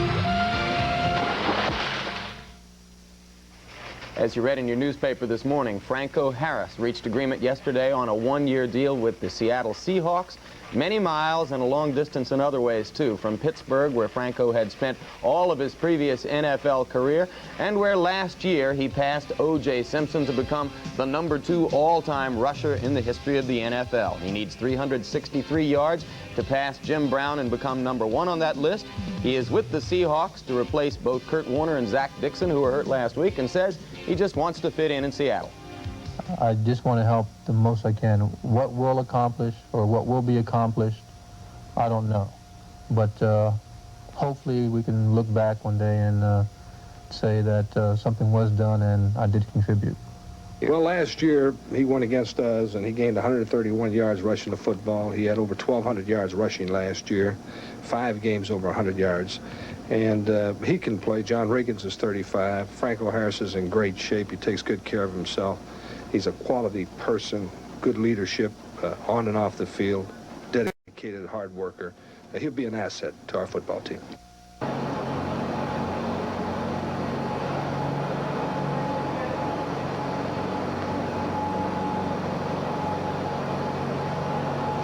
And wound up with only the one-year deal in Seattle. When we come back, we'll be talking with the magical little quarterback of the Boston College Eagles, whose team will be playing Alabama here on ABC this coming Saturday night, Doug Flutie, when we come back right after this.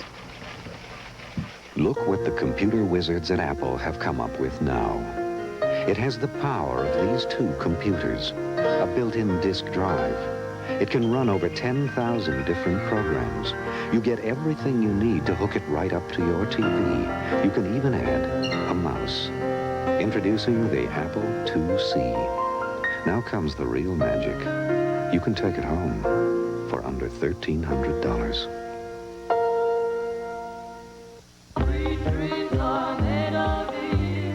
On Sunday, September 23rd, enter the multi-million-dollar world of high fashion, What do you think, Mom? where girls become women in a flash, She doesn't need agents and movie producers. She needs a mother. where empires balance on that perfect look. I want a racing. Morgan Fairchild and Lloyd Bridges with you Sunday, September 23rd for the all-new 2-hour premiere of Paper Dolls. Tonight's halftime is also being brought to you by Apple Computer, makers of the new Apple IIc, a serious computer of incredible proportions. Again, it is halftime at Giant Stadium, where Pittsburgh leads the Jets 13-7. We'll be going back shortly for the start of the second half of that ball game. This Saturday marks the beginning of our new college football package under the aegis of the CFA, and our first game matches the University of Alabama against Boston College in Birmingham, a chance for Alabama to avenge last year's loss to the Eagles. Many college football teams began their seasons a week ago, among them Boston College, which beat 1AA power Western Carolina. Doug Flutie had a big game in that one, as you can see from the numbers. It is more than just the statistics, though. It is the style which mesmerizes people. Flutie is imaginative, he is innovative, and he's capable of almost anything on the football field.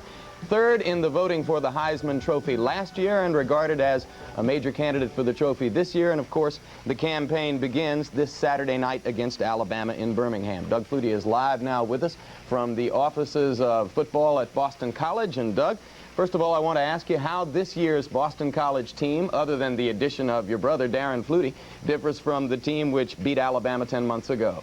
Well, it really doesn't differ all that much, Jim. For the most part, it's the same people, same personnel, especially on offense, except for this year, we have another year of experience behind us, and there are a couple spots that some of the younger players are filling in, but for the most part, it's the same team. Your experience in college football has been a remarkable one, and certainly you came out of nowhere, in a sense, to become a star. Much has been made of your effect in attracting millions of dollars of television money to Boston College, and officials at the school have spoken about it. Is the commercial atmosphere that you've experienced in college football now so intense that it creates unnatural pressure for undergraduate students like yourself? Sometimes it does, especially with the Heisman ordeal. It becomes very hectic around campus, and it's tough to lead your natural life, and you have to put time aside and say, okay, just this set time is the only time I'm going to be interviewed, and have the rest of your time yourself so you can go around your normal atmosphere of being a college student.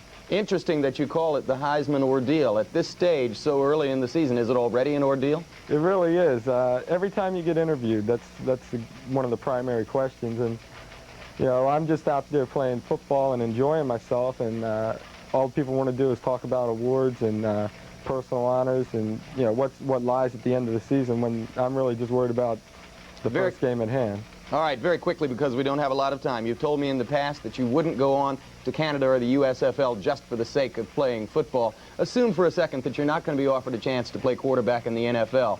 Do you see yourself continuing football after this season? I'd like to. I really would. And, you know, maybe the USFL or Canadian League might offer something, but for the most part, I just enjoy playing football, and, you know, we'll see when the time comes.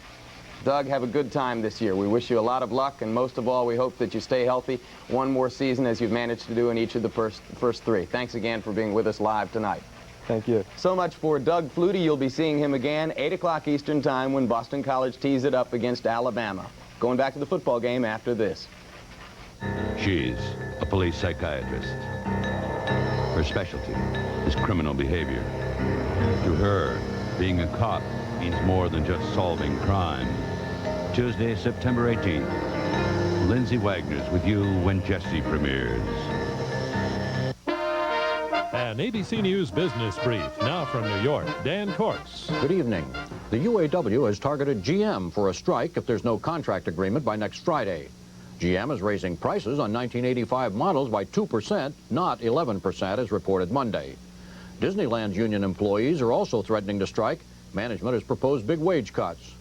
Texaco is laying off 1,400 refinery workers because of falling demand for gasoline.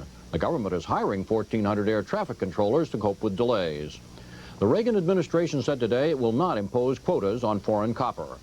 The money supply fell last week by $700 million. On New York financial markets, stocks gained 10 points, interest on T-bills eased, gold rose $4, and the dollar was higher. That's Business Brief. I'm Dan Courts. It certainly is a big bun. It's a very big bun. Big, fluffy bun. It's a very big, fluffy bun. Where's the beef?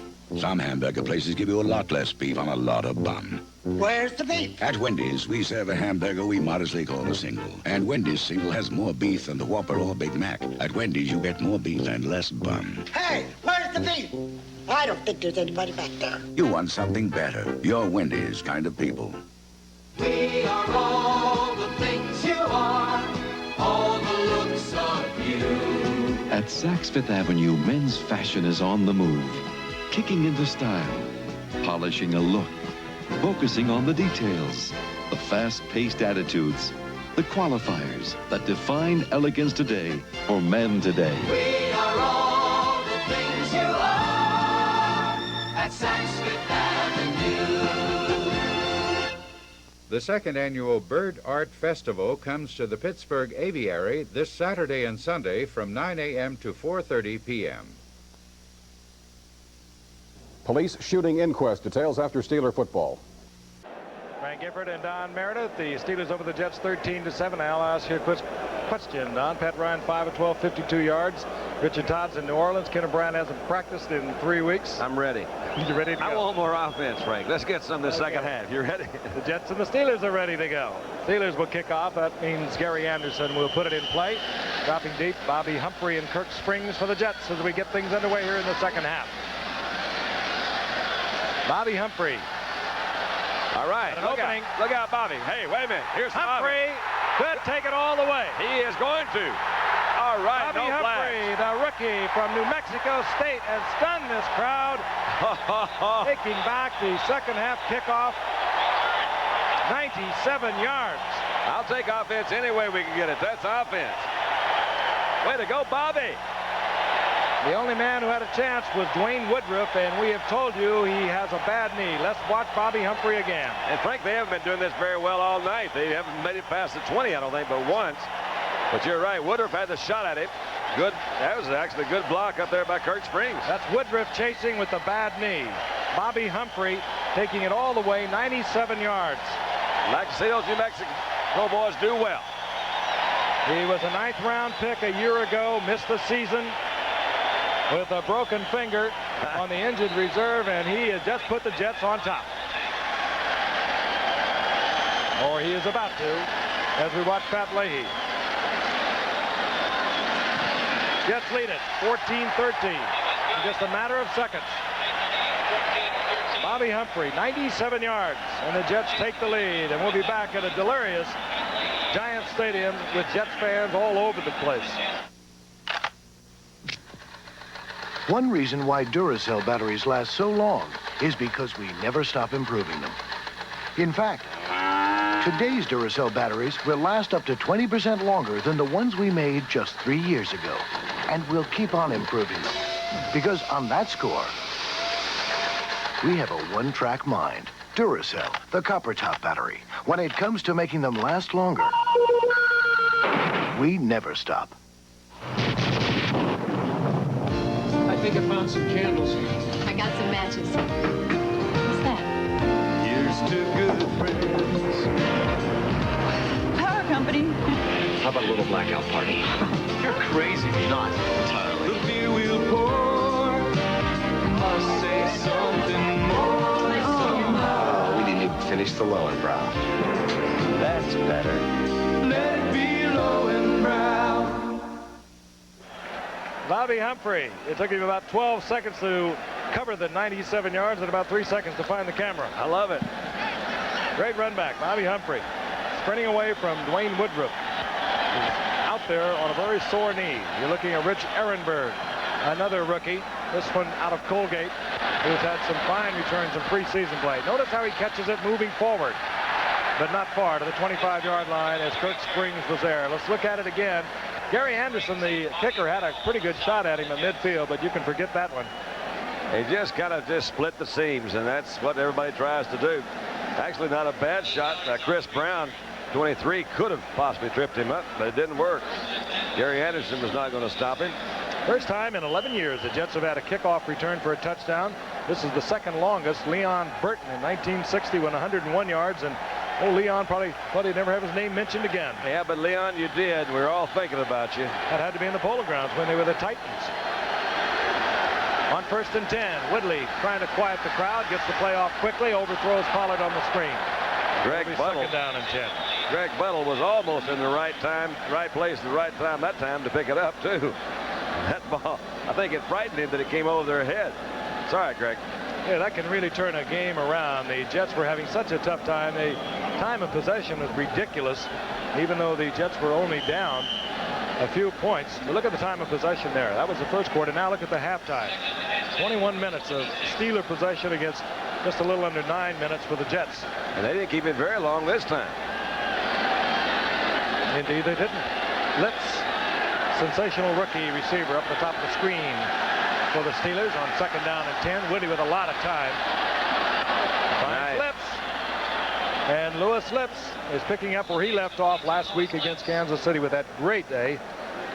He had 6 receptions, 183 yards, 2 touchdowns. One of them from Woodley went 80 yards for a touchdown. He has 4 in the night, 77 yards, and that average is right up there.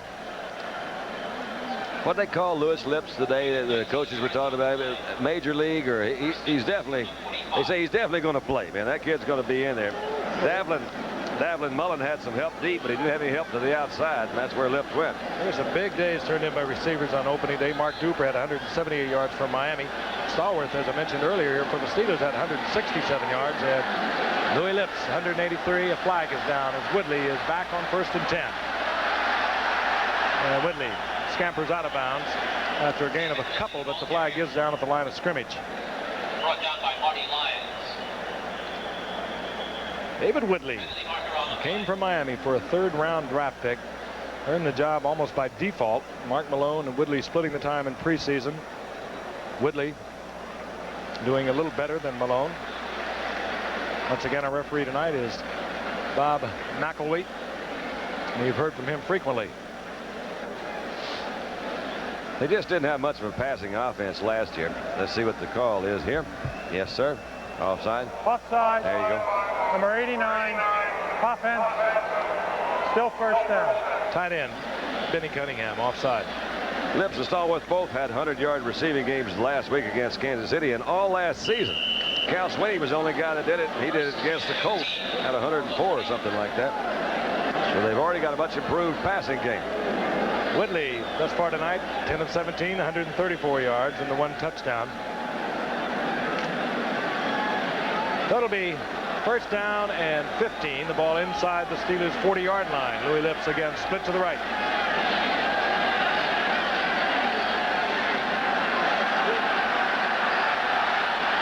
Woodley, this is picked off. Greg Buttle steps right in front of the intended receiver. Picks it off. Woodley tried to zip it in there. There wasn't enough smoke on the ball. Buttle was able to get in front of it, and the Jets get it back.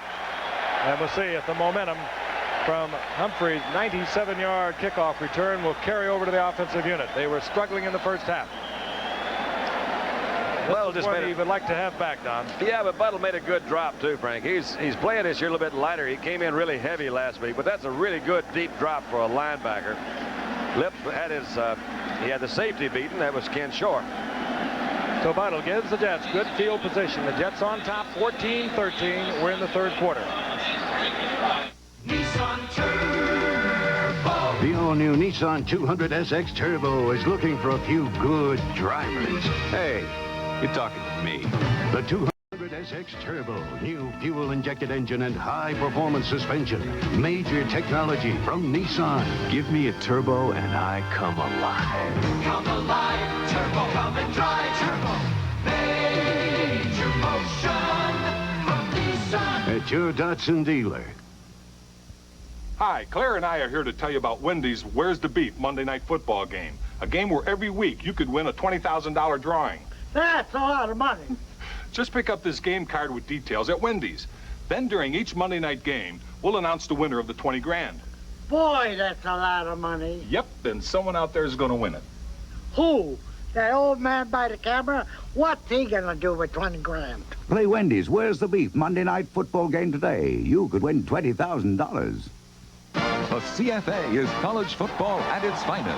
Heisman Trophy candidate Doug Flutie and Boston College take on the powerful Alabama Crimson Tide Saturday on ABC. Pat Ryan bends into the offensive huddle of the Jets. 1st down and 10, the Jets at their own 42-yard line. They have a 1-point lead.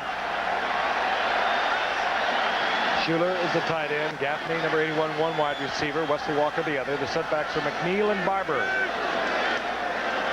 Play action, and Ryan loses the football, and there are a lot of Steelers. Steelers are going to get it. Rick Woods knocked it away, and it was Robin Cole who came down with it. It was a safety blitz on Pat Ryan, but he was bobbling that ball all the way when he came up with the play fake. They had safeties, they had linebackers. You'll see Pat come in right now. Here he comes with his, he just loses it. Oh, he hit Freeman McNeil with it when he came back. And here's Rick Woods. He was on a safety blitz. He took care of Ryan, and Robin Cole was right there. Woods made the attempt, and here comes Robin Cole with the recovery. Robin says, that's mine. I'm sorry, Rick. So the Steelers are knocking once again. They have it at the Jets' 13-yard line, 1st down and 10.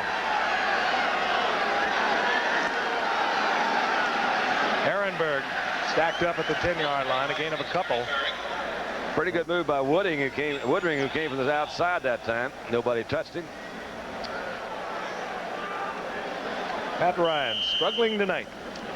You do that, you know. Ryan hasn't. We've talked about it. He hasn't really played that much. He's been here for a long time, and those are the kind of mistakes that are just careless mistakes. You're supposed to make a little fake to the back, come back, it's a play-action pass all the way, and somewhat careless. It started only 2 preseason games coming into this season when he played 3 quarters against the Raiders, but had to start because of the legal problems involving Ken O'Brien. His 2nd down and 8. Woodley is back and looking a lot of time. And Woodley will give you that kind of a dimension. He's supposed to have first down inside the Jets' 5-yard line. But by Woodley's own admission, he says, I don't really like to do that. Says, my job's not a running back. I'm supposed to be a passing quarterback to run the team. I've got other guys to do it, but they had him covered. He stepped up good, kept his composure. That hurts the defense, Frank. You know, when they've got everybody covered back there, the quarterback can still pull it off and either pick up a first down or come awfully close to it.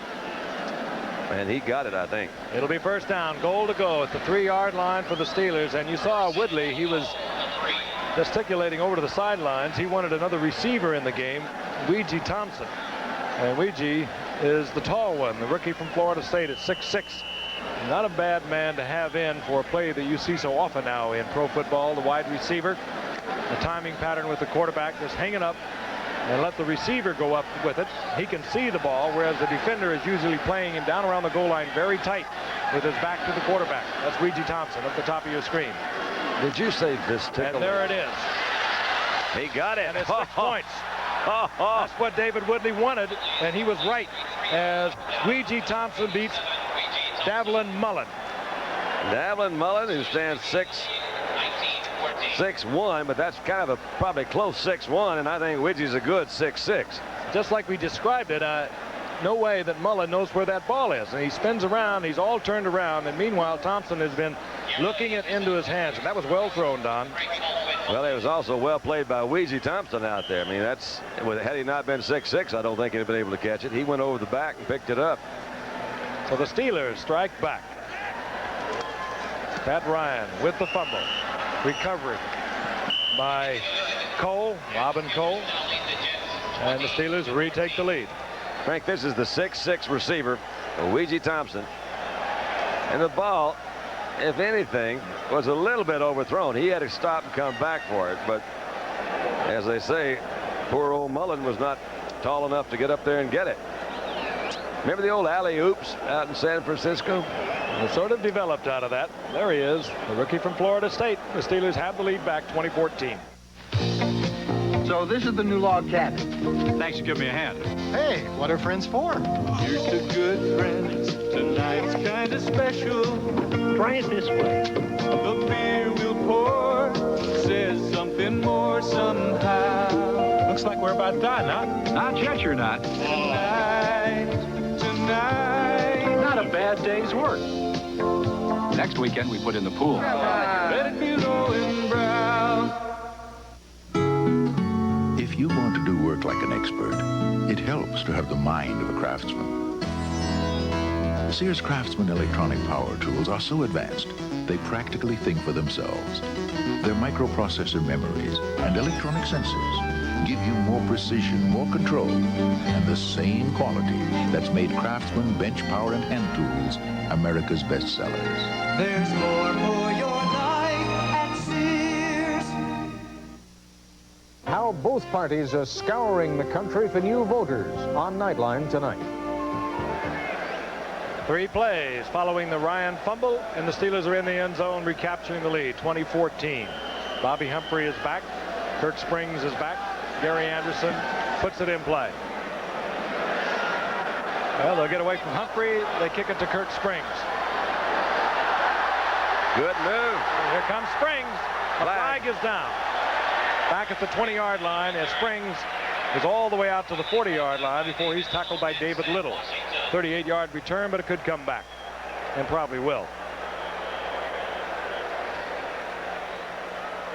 One of those nights. And one of those nights. Carver Shannon was the line judge that picked that one up. I tell you, they really have not had good field position, have they? Always start back there, that on the end of the field. They really hurt themselves tonight with penalties. The Jets now will be backed up, negating a 38-yard return. Number 39 on the return team. First down. Harry Hamilton. Holding. So the Jets, rather than having the ball at their own 40-yard line, will be back at their own 10. Update you on Ken O'Brien. We mentioned he has not been able to practice for 3 weeks, involved in a lawsuit that requires him to be in a New York courtroom involving a misdemeanor assault charge that took place at Studio 54 along with Mark Gastineau just about a year ago. Freeman McNeil, big opening. Look at Freeman. And McNeil, great acceleration. He's out close to the 26-yard line before he's tripped up by Sam Washington. That'll be a Jets first down. 17-yard pickup by McNeil. Freeman is the kind of guy that's going to pick up those 4 yards for you. You see a good quick hitter. He's been kind of their workhorse for a long time. It's one of your trivial sort of statistics, which I like. He's the only back that carried the ball over 150 times, that averaged over 4 yards, that did not run a 20-yard, make a 20-yard gain. So he makes it the hard way. Picked up a good first down that time. First down and 10. The Jets at their own 26-yard line. McNeil again. Cutting it back, looking for an opening, doesn't find much, but nevertheless he'll pick up about 3. And there is Ken O'Brien, the #1 draft pick from the University of California at Davis a year ago. He was announced to be the Jets quarterback, and about that time is when the court case began, and he has been unable to practice. Gastineau has, of course, been in court with O'Brien on the same charge, but for a defensive end, it's a little different story. Gastineau has worked out in the evening to stay in shape, and he has provided all the Jets sacks thus far this season. Gastineau has 5, and we're only through a game and a half of the season. 2nd and 7. McNeil in a lot of trouble. Gets out of some of it, gets back to the line of scrimmage where it'll be 3rd down and 7 as Brian Hinkle makes the stop for the Steelers. And we're going to pause 5 seconds and allow our friends along the line let you know who's bringing you the game. WTAE and ABC, we're with you. The Jets now with a 3rd down and 7. The Steelers leading 20-14. And Mark Gastineau is having a new tape job on his right ankle. Big, quick athlete. Very heady pass rusher. Johnny Hector's in there now. Offensive setback number 34 on 3rd and 7. Ryan has a lot of time and no receivers. And a flag went down. It'll probably be holding when the quarterback stands in that pocket that long. Well, an offensive lineman sooner or later is going to have to hold the man he's trying to block. There it is. And the Jets will back up once again. Marvin Powell is Joe Fields, I guess, the main experience in that line. So they've got a relatively young offensive line. Number 68. They've got to learn how to hide that a little bit better. Reggie McElroy holding over on the left side, his 2nd of the night. And the Jets are moved back to about the 17-yard line. Jets was 7-9 last year. They'd been in the playoffs in '82. Had lost the AFC title game to Miami, just missing the Super Bowl. Also had been in the playoffs in '81 with a 10-5-1 season, and lost to Buffalo in the first round of the playoffs in '81.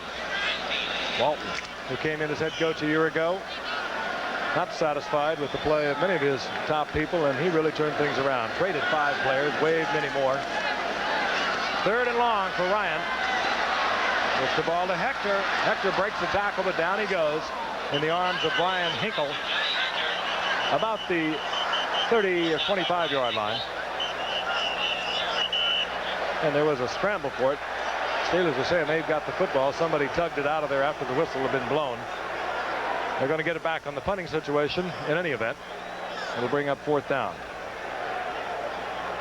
That's Keith Willis slow getting up for the Steelers, and Donnie Shell, who had pulled the ball out. All of that transpiring after the whistle had blown. Chuck Ramsey comes out for the Jets. And Louis Litz is having another big night for the Steelers. Settles in at about the 37-yard line of the Steelers. The Steelers should get the ball back in good field position.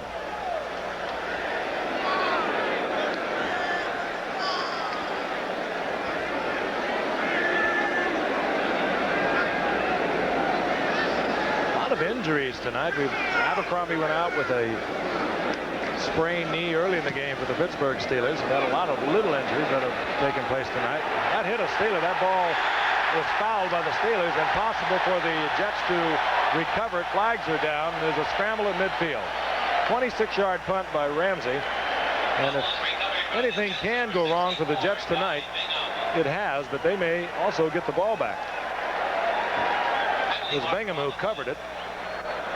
Big guy wound up at the right place at the right time. Illegal use of the hands. Number 33 defense.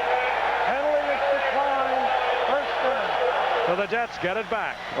Poor kick, and the Steelers were setting up their punt return.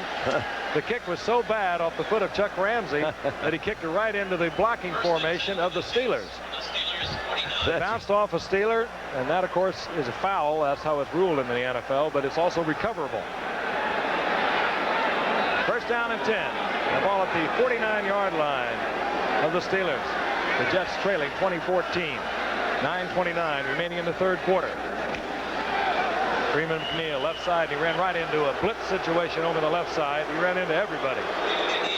Let's just look at it again, Frank, because you called it just about right. It was not a very good kick. They were trying to set up that punt return. Oh, man. Hit him right in the top of the head. Backing right into it. I believe that was Terry Long. Terry Long. Yeah. And little did he suspect that Ramsey could only kick it 26 yards. Hey, it's not my fault, man. I'm doing my job. It's just my job. Kirk Springs, the return man for the Jets and a backup defensive back, is out of his jersey and shoulder pads, indicating something's wrong with the shoulder. Second down and 10. Ryan chased out of the pocket. Ryan getting it into, I guess you could say, low gear. Ambles for about 7 yards. Discretion, the better part of valor. Merriweather had a good beat on him. He says, I think this is far enough for me. I'll stop right here. It's not my job here either. Ryan gets to the 43-yard line, a gain of about 6. And the two pass receiving backs in Joe Walton's offensive scheme of things, Johnny Hector, number 34, and Cedric Minter, number 25, who is basically a rookie out of Boise State, but had 3 great years for Toronto. They're in there as setbacks. Both good receivers. Wesley Walker splits up at the top of your screen. Derry Gaffney is to the right. Third down and 4. Ryan has the time, throws it underneath. Nice. It's Minter. And the rookie from Boise State, after 3 years in Canada, gets the first down for the Jets. They really like him, don't they? We were talking like him. Joe Walton, he said this is the kind of guy that we really do like. The old cliche, he can do it all. And in 3 years up there, Don, he rushed for almost 2,000 yards. And they don't run that much. Had 127 receptions. He did it all for Toronto. Up there in Canada, and a good receiver is what Joe was saying today, Cedric Minter. So they're expecting some big things out of him. Minter gets it to the 34-yard line. Kurt So now in a wide receiver, number 87. He alternates with Gaffney bringing the plays in. This is Barber. Barber breaks the tackle and gets inside the 25 before he's upended by Hinkle. And it looks to be another Jet first down. Yeah, he had Chris Brown from the defensive cornerback come up, and I think Chris didn't expect Barber to be there. Had a little hit at him, and Marion kept his feet. You see him just fairly simple play following that right guard. Chris says, wait a minute, what was that? Just hammered right off Chris Brown. Barber's big. He weighs about 225. Joe Walton usually likes to have him in there on short yardage. First down and 10. Barber stays on with Freeman McNeil. Barber also a good blocker.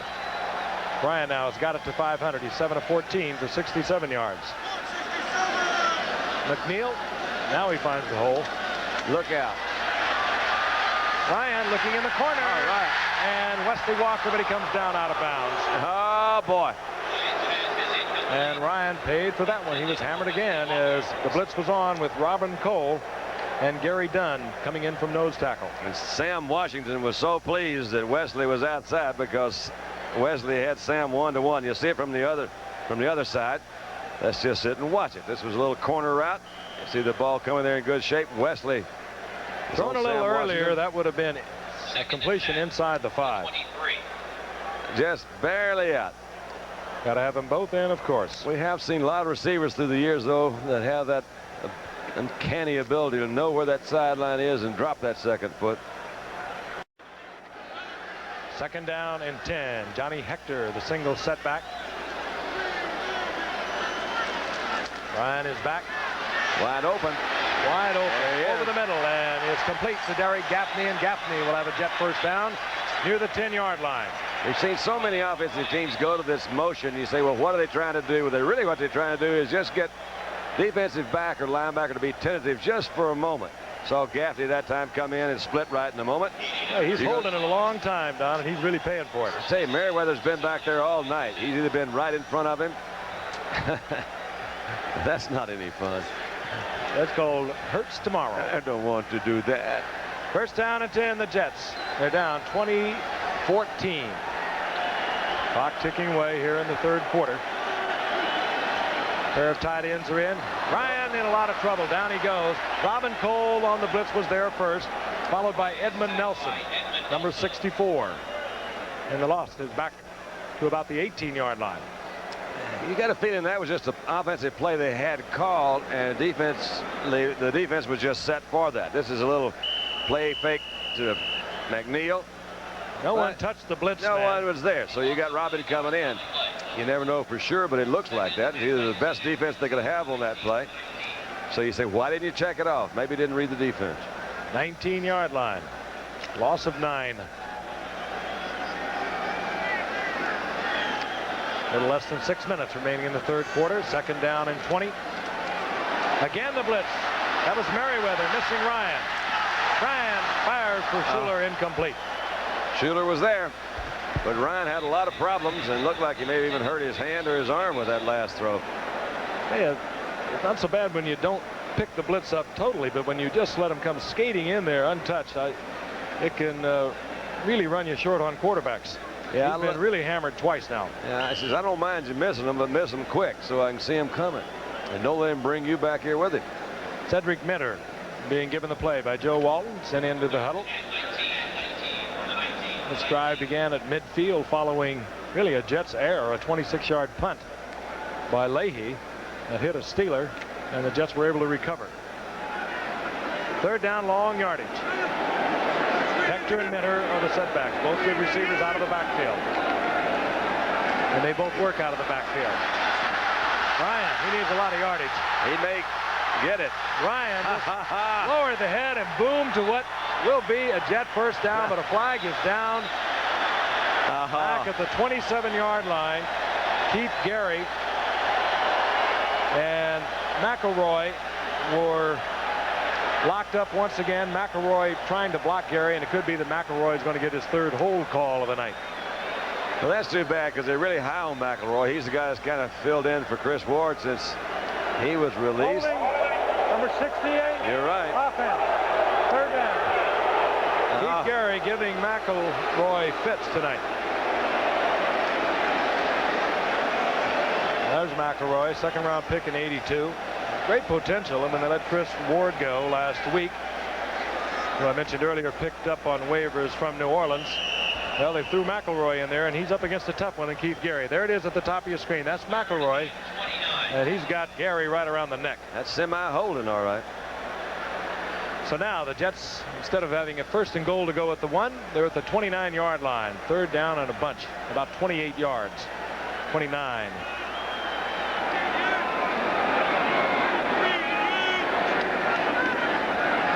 Inside pitch, bobbled, and picked up by Minter. And Minter just inside the 25, gain of 3 or 4 yards before Brian Hinkle is there to rain all over Minter and bring up fourth down, and we'll see whether they bring out the field goal kicker or. And Pat Leahy is now the all-time Jets leading scorer. He broke the record set over many years by Jim Turner. Turner had 697 points, and Leahy has now eclipsed that. This will be a 46-yard field goal attempt. Leahy's career best is 49 yards. 27-yard field goal. Fairly effective from this range, and this is a good surface to kick off.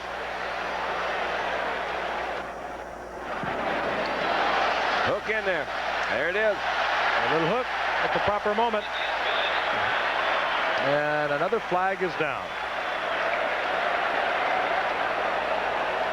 Procedure against the Jets. And, well, if they leave Leahy in for this one, he will be going for a record attempt on his part. That's tough. It is. Single formation, 6 men on the line. Those are things you can't have. Off the line. It's things that drive coaches crazy, you know, because basically they're saying, you know, it's lack of the ability to concentrate. Well, Leahy stays out.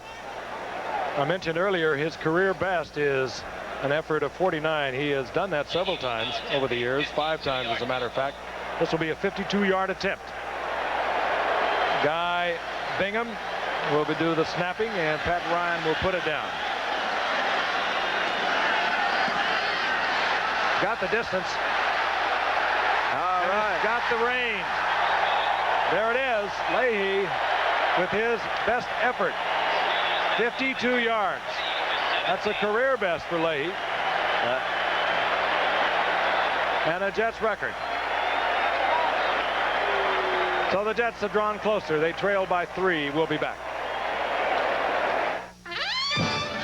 IBM presents You Make the Call. Paul Kaufman of Green Bay is running for the end zone when he is brought down near the goal line. The official closest to the play had fallen, was stunned, and could not make the call. Now you make the call. Who should make the call? Everyone is cordially invited to a computer demonstration starring PC Junior from IBM. But what can you do with PC Junior? There are many programs for learning, word processing, filing, budgeting, planning, and more, including many business programs that run on the IBM PC. You can run over 1,000 programs with PC Junior, now with new keyboard at a store near you. What call did you make? When the official closest to the play is unable to make the call, the next closest official would make the call. Quick note from the Canada Cup hockey tournament where National Hockey League professionals play against the European teams you see in the Olympics. The surprising Americans beat Czechoslovakia 3-2 tonight on 2 goals by Brian Lawton. The United States remains unbeaten in the tournament. They skated to an earlier tie with Canada. The only unbeaten, untied team in the tournament, the Soviet Union, was trailing Sweden 3-1 in the second period at last report. Now back to the Gifford across the Hudson. And here's Rich Ehrenberg, the rookie from Colgate. Pat Leahy set to kick off. Just had a personal record for himself and a Jets record of 52 yards to draw the Jets to within 3 in a sloppily played game, quite frankly, by both teams.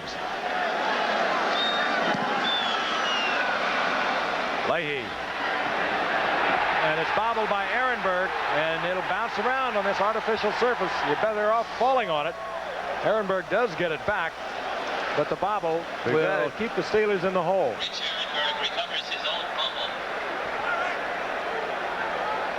Well, Ehrenberg, I think, was just thinking run before he put it away. Yes, he had his eyes upfield. He loses the ball on an artificial surface.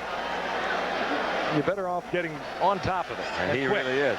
You could see him take his eyes off the ball, look like straight up the field, and I'm going to run. Oh, I see. What? Get out of show business? You got to be kidding. 7-yard line, 1st and 10, the Steelers. Crowd responding to the Jets shortening the lead to 3. Ehrenberg. It's out around the 15-yard line. In of about 3 yards. It'll bring up 2nd down and 7. There is Pat Leahy. Congratulations, Pat. According to the Big coaching. night for him. He is the Jets' all-time leading scorer now, and he has a personal high of a 52-yard effort and a Jets field goal record. Supposed to be very popular among his teammates. They say he's the kind of guy that kind of gets out and does whatever he has to do out there. Sometimes kickers get off to themselves and they won't play with the rest of the guys. Or vice versa. Yeah. 2nd and 7. 15-yard line, the Steelers. Inside handoff. Frank Pollard finds an opening and just bowls his way to a Steeler 1st down out close to the 24-yard line. Can't help but make the comparison sometimes because the uniforms are the same, but that move right there by Pollard was reminiscent of some of the Franco Harris moves you've seen, where he kind of hits that line, sort of stops, moves to the right one way or the other, picks up some extra yardage. I mentioned earlier that Walter Abercrombie, who opened the game tonight with Pollard as a setback with the Steelers, went out of the 1st half with a sprained knee. Benny Cunningham went out also early, but he has come back to play. The tight end for the Steelers. It's first down and 10. Steelers from their 23-yard line. Whitley, Stallworth. Stallworth tries to break it back inside, comes to the outside, short of the first down by about a yard. I'll remind you about the Wide World of Sports coming your way this Saturday. The fight originally scheduled, Boom Boom Mancini and Kenny Bogner, has been canceled. Mancini has a cut over his left eye. He got that in training, and on the advice of his doctor, he is withdrawn. In place of the fight, we're going to bring you really a super event, the Ironman Triathlon World Championship. Endurance cycling, endurance running, endurance swimming, it's really something. And World Cycling will have the championships from Barcelona, Spain, and it begins at 5 o'clock Eastern time right here on ABC. I can't believe anybody even finishes that triathlon thing. Ooh, I've covered one. I told you that earlier. It's really something. And the Steelers get their first down. Good effort by Stallworth. I'm not so sure if I understand why anybody would want to finish one of those things. I interviewed a bunch of them over there, Don, over in Hawaii. That's where they hold it. Yeah, that hurts. The Big Island. It's really something. Hey, the Steelers are somewhat out in the lead in the passing category. All right, David. First down and 10. Whitley changing things at the line of scrimmage. And reads blitz, and he gets the blitz. He's made the change off. Cunningham is wide open. Good call by David Whitley. He saw the blitz, changed it off, got Cunningham one-on-one, and Cunningham gets the first down around the 38-yard line, 29-yard pickup. Well, the Jets had a pretty good blitz coming in here, but the Steelers picked it up. They got there just a little bit late. Had John Woodring, 57, didn't quite make it. Nice throw. Watch Woodring come in on the other side. Boom. Bouncing these quarterbacks. Yeah, both of them holding it an awfully long time tonight. That Lance Smell was the one that delivered the pop to David Whitley, but he was able to get it to Cunningham, who was working man-on-man against Kenny Schroy. Steelers moving once again. 38-yard line of the Jets, first and 10.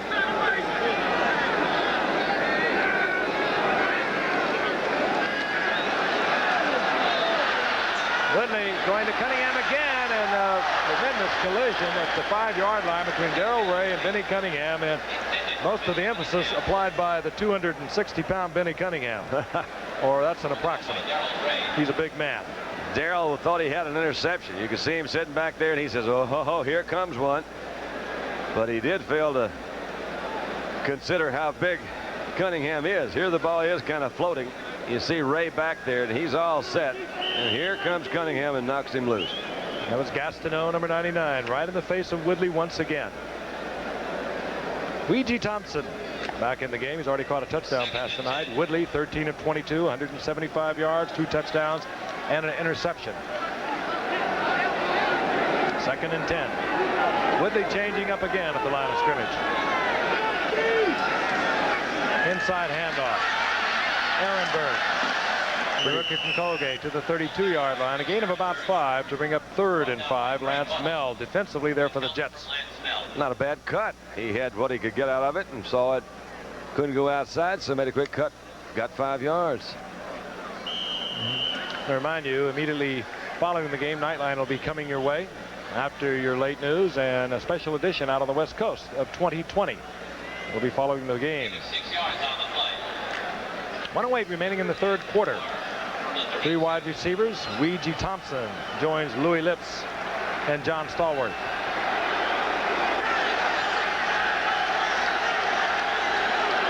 Partisan sellout crowd of 76,000 rising to their feet. Whitley. Yeah.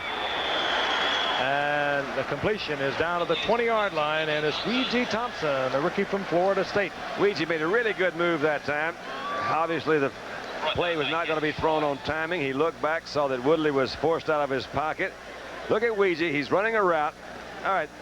He says, okay, I'm going deep. Now he looks back, and he sees that Whitley's in trouble. Checks, sees where the defensive man is. Weegee moved to the outside and got himself open. And there's the ball. Nice going, Weegee. 4th round draft pick out of Florida State.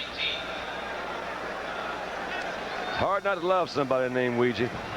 First down and 10. The Steelers moving once again. They have a 3-point lead with just a few seconds remaining now in the third quarter. Woodley might not get it off. He will not get it off.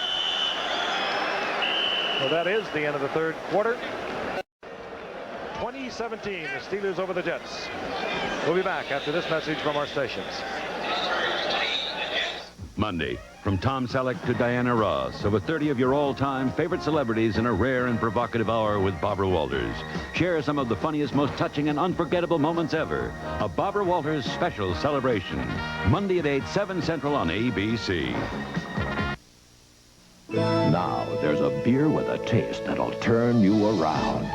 New Icy Golden Lager, brewed a little at a time using the finest two-row barley and imported Bavarian hops. Icy Golden Lager. Kreuzen, slowly, the old world way to bring out a rich, smooth, golden taste.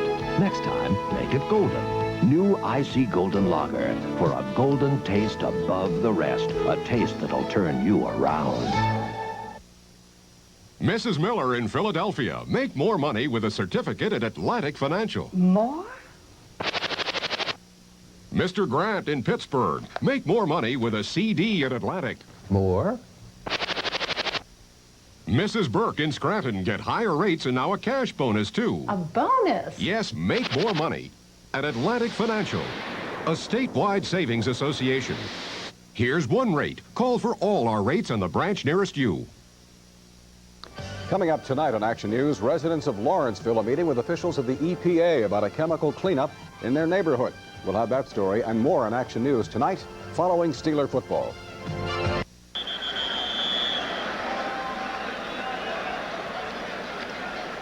We're back for fourth quarter action. The Steelers have the football, first down and 10. The ball at the 19-yard line of the New York Jets. The Steelers lost their opener last Sunday to Kansas City 37-27.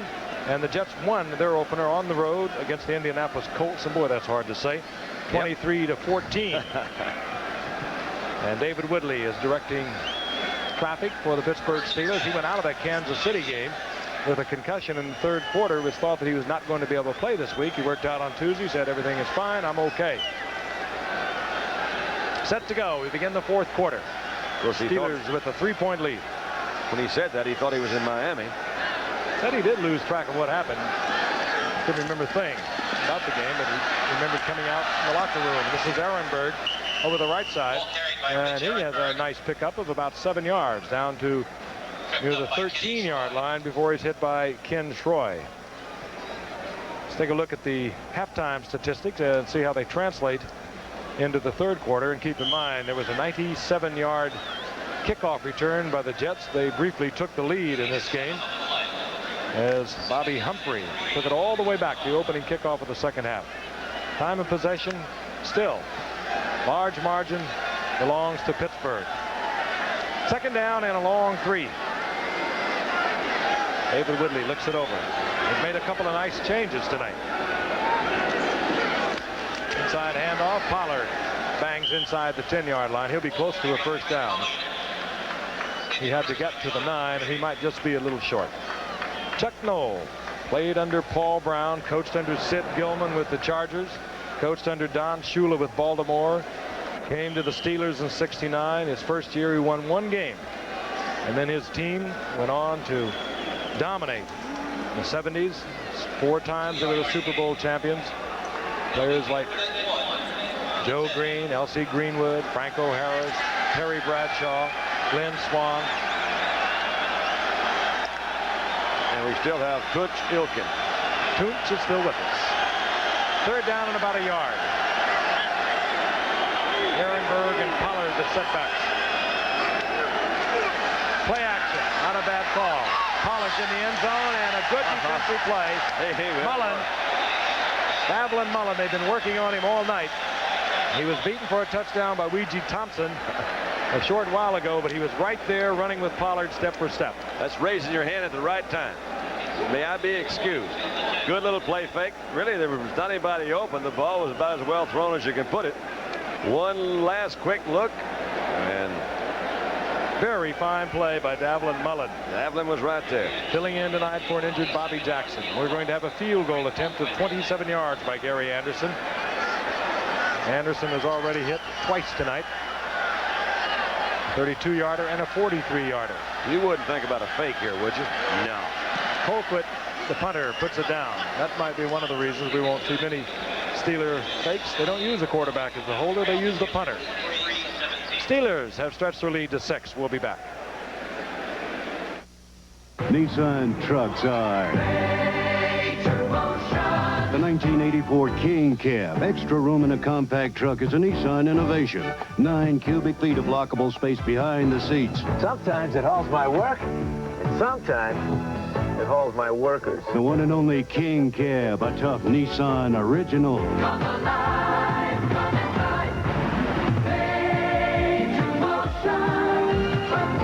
At your Datsun dealer. Here's to good friends. Terrific reunion. Yeah, the last time we were here, we made history. I was kind of special. I stole that ball. I made the pass. I made the shot. Make that shot again, we'll buy you a loan, Rob. The beer will pour. Must say something more. Hey, what can I tell you? We still got it. Never lost it. Let it be low and brown. Back at Giant Stadium, the Jets' first game at their new home here in East Rutherford. 25 years ago, they played in the Polo Grounds. In 1964, they went to Shea Stadium. This is Cedric Minter, the returnee from Canada out of Boise State, bringing it back for the Jets close to the 30-yard line. 17-yard return. I want to remind you, Nightline tonight with Ted Koppel. Voter registration. Both political parties are involved in major efforts. What effects have their efforts made on the 84 vote? That's tonight on Nightline, immediately following your late local news. And of course, for you on the West Coast, a special edition of 2020 coming up immediately after the game. Register and then vote. First down and 10, the Jets. They trail 23-17. We're in the fourth quarter. 13 minutes remaining. Freeman McNeil, the ball is loose. Will be ruled incomplete. I tell you, it's a good way to get hurt, trying to look at that ball. I think he did. Bouncing around, and he was really hammered. He says, wait a minute, I got a helmet around here. I know I came to the party with more than what I got right now. He is really shaken up. Yeah. First thing they do, they check those eyes and see if they have dilated, which would indicate you might be looking at a minor concussion. Ryan, no place to put it, dumps it off to McNeil. Now, he's trying to get his hands on it. He's not even looking at the Steeler defense. That was kind of like he was kind of running before he got the ball. You saw Robin Cole put some pressure on Ryan back in the backfield. Ryan struggling. 8 of 19 on the night, 80 yards and 1 touchdown. Hard to win football games that way. We'll be back. If anyone can tell you how many cities United flies to, I can. 151. Because every morning, flight after flight lifts off with a load of my sweet rolls. 747, 767, DC-10, New York to LA, Miami to Seattle. So many flights to so many cities with so many of my sweet rolls. So next time you're in the friendly skies and someone says, my compliments to the sweet roll man, you'll know who they're talking about. You're not just flying, you fly in the friendly skies. Uh-oh, looks like we've got a problem. No problem, boys. Just when a tough job falls your way, along comes the ProMag from McCulloch. Gee, they're gonna miss school. This won't take long. It just might be the safest chainsaw around because McCulloch's chain brake knows when to stop the chain. Hey, Billy, sheesh, chew. And because it's a McCulloch, you know you'll get the job done. You're all clear. She winked at me, Barney. Nah, it was more like a sneeze. I'm telling you, it was a wink. Would you stop it? You want to chase the bus? You're an animal. Freeman McNeil on the sidelines. When we saw the replay, we realized he had not taken a shot to the head. What happened was, and we've just been informed that he had a finger stuck in his eye and appears to be all right. I'm sure we'll see him again. Second down and 10 for the Jets. Johnny Hector has replaced Freeman McNeil. And a double tight end offense for the Jets. Ryan. He almost lost that ball again. David Little. Defensively, Robin Cole on the blitz, and they are really turning the blitz on to Ryan. They're coming on almost every passing situation. We'll watch it from the end zone. There's Robin Cole, number 56. He got the first hand on He there. did knock the ball loose. He did knock it loose. Look at the bounce he got. Took a Ryan bounce. We've seen Robin Cole play some awfully good games in the past few years. He's always seems to be around the ball. And he's where he belongs now, inside. He had his first 7 years on the outside, and he really was not the pass defender. At least not the pass defender that he is as a run defender. He is a really fine interior linebacker. 3rd down 15 for Ryan. Pressure again. Ryan steps up, shot to Wesley Walker, and a flag is down at the line of scrimmage. That could be holding. They got him again, but I'll swear that was a good job by Ryan because he did elude that first defender, stepped up in the pocket, kept his composure, and drilled it into Wesley. If that's 68 again, they may get Chris Ward back. He might be going for the record.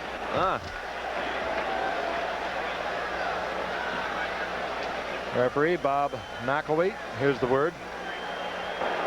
Holding. Number 68. Oh, my God. Offense. Reggie McElroy is going to have to work on it a little bit. That's the 4th time tonight. The Jets have been penalized 8 times now for 102 yards. So the Jets are backed up to their 15-yard line. The thing that Joe Walton said, boy, I really like McElroy. You talk about a guy that'll work, and he will really work. I'll bet you that boy doesn't know what work is till this next week when they get him out there and show him those films. Look at this, McElroy. McElroy puts the Jets into a 3rd down and 25. Not an enviable spot. And here comes the pressure on Ryan. Throws it underneath, looking for the run from Johnny Hector, and it is incomplete. And the punting unit will come on for the Jets, and the Steelers should get the ball back in pretty good shape. 12:16 remaining in the game. It's amazing what a penalty can do because they had a 1st down on a really good completion to Wesley. And now here on 4th down, they're backed up, and Steelers are going to get very good field position. About where Wesley Walker when he made his reception. Chuck Ramsey is dropped, and this is Louis Litz just about midfield, about the 47-yard line of the Steelers.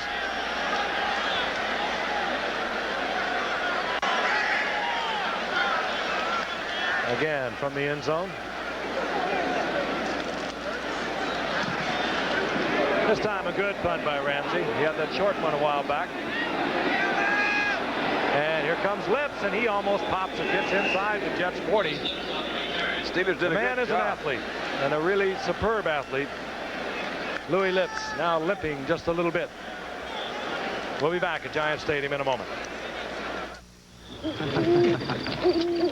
This camping trip was a good idea. Yeah, it sure is relaxing. Peaceful. Groovy. Groovy? Kind of dark, though. Man, I'm getting thirsty.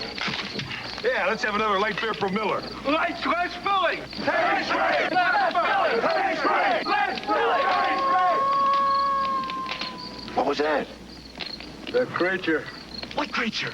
Well, legend has it that a horrible thing stalked these woods. Oh, Mickey!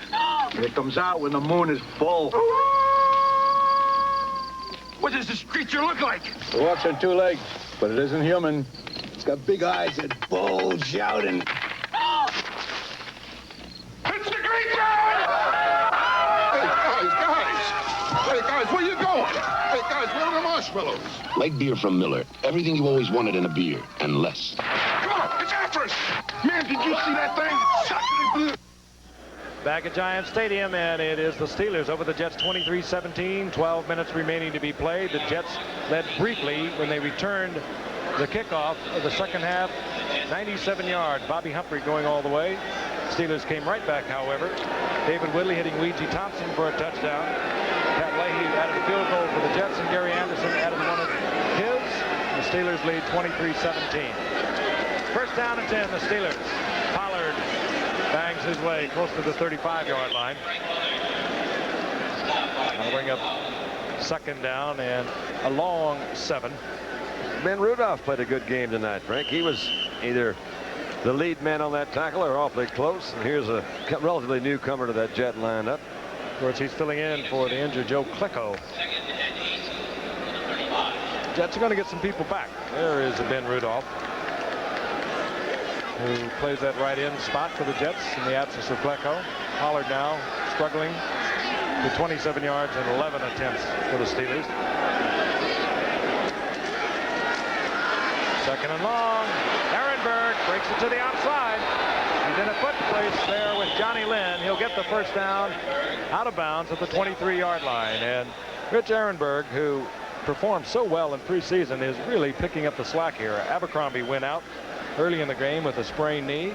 Ehrenberg now picks up 11 yards. A rookie from Colgate, and shattered all those records by Van Egan and Marv Hubbard. Did it all there as a receiver, return man, good running back. Doesn't have great speed, but he has a very good head for the game. Got him in the 9th round. That's a steal, as they say. First and 10 Steelers, 53-yard line of the Jets. Webster. He's ready, isn't he? Look at that center. Woof. Pollard. Surging for maybe a yard. Woodring is all over Pollard. Lions closing down. Barry Bennett. Joe Walton now in his 2nd year, and Chuck Noll in his 15th year. Joe Walton was amazing. I played with him for several years. 5'10", tight end, caught 178 passes over his career, an All-American at Pittsburgh. And by his own admission, he says, I was slow. I was slow. You're speediest. He used to pick that strong safety off of Joe Walton.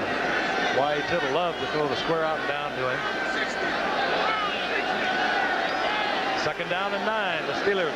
Here comes the blitz. It's all on. Stallworth should get an interference call against Johnny Lynn, because Lynn was all over Stallworth. Woodley read the blitz, knew that Stallworth would have single coverage as a result of the blitz, tried to get it to him, and Lynn will be guilty of interference. Defensive pass interference, number 29. First down. You know, Frank, sometimes it looks like when they get a pass interference, the pass was not thrown exactly when he wanted to, so it's almost like a little pump fake. Johnny Lynn sees it, so he's going to make contact. Look at that left arm around on the inside. Stallworth says, give me a break, man. You're trying to tell me he was playing the pump fake. He was playing the pump fake. He went for the pump fake. Pump fake. That's it. We'll give the Steelers the ball at the 14-yard line. First and 10. Let's go. Ouija Thompson splits to the right. And don't be surprised if Woodley doesn't come back and try to go to Ouija. He has all that height. 6'6", working against a 5-foot or a 6'1" Davlin Mullet. We'll try it on the ground first. Ehrenberg to the 15-yard line. He loses 1. You got lucky on that call earlier in the game. You're going to come back with that same thing. You're going to call it out for Ouija over there. We'll wait and see. Well, he's tried it about 3 times tonight. Well, it's not a bad call. It'll be 2nd down and 11. I think the old flea flicker was, I mean, it's in order, the flea flicker. We saw Dallas's flea flicker on Monday night. Yeah, their flea flickered too, didn't it? Well, they picked a great time to call it on a full blitz. Stallworth goes left. Thompson, the tall one, the rookie from Florida State, is to the right of David Woodley. Draw play. That's a good spot. Gets to the 10-yard line. That's going to bring up 3rd down and 7. Mullen made the stop defensively for the Jets. And Greg Buttle, who was just saying the other day, it's the first time I have been healthy at the beginning of the football season for a long time, and he is down on the carpet. One of those Penn State linebackers. They've already lost Bob Crable, the middle linebacker, to the injured reserve, and now Buttle is down. Buttle scored a touchdown last week against the Colts following a Gastineau sack. He's being attended at the moment. I'll remind you, next Monday night should be a beauty from Candlestick Park. The Redskins are getting it on with the 49ers, just as they did in the NFC Championship game. A game which the 49ers almost pulled out. Joe Montana can do so many amazing things. He has Wendell Tyler, who OJ, who will be with us Monday night, really likes as a running back. He changed things around for the 49ers. Buttle appears to be all right. I think we'll see some offense next Monday night. You get Theismann and his group out there, they can put that ball in the air. You know, incidentally, Brown. Yeah, a lot of good receivers. Russ Francis playing well again for the 49ers. That's right. Frank, by the way, I meant to mention this to you earlier, but this telecast is presented by the authority of the National Football League. It's intended for the private use of our audience. Any rebroadcast or other use of this telecast without the expressed written consent of the National Football League is prohibited. Thought you'd be interested in that. Woodley comes back in. looking over 3rd down and 7. Got a little conference on the sideline. Oh, I was interested. No, you weren't. You weren't interested. 9:16. The clock is moving. Remaining in the game. Woodley 14 of 24, 189 yards, a couple of touchdowns, and 1 interception.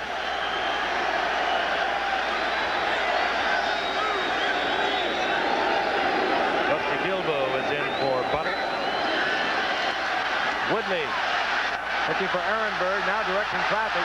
He threw that one out of the end zone as he is buried back at the 30-yard line.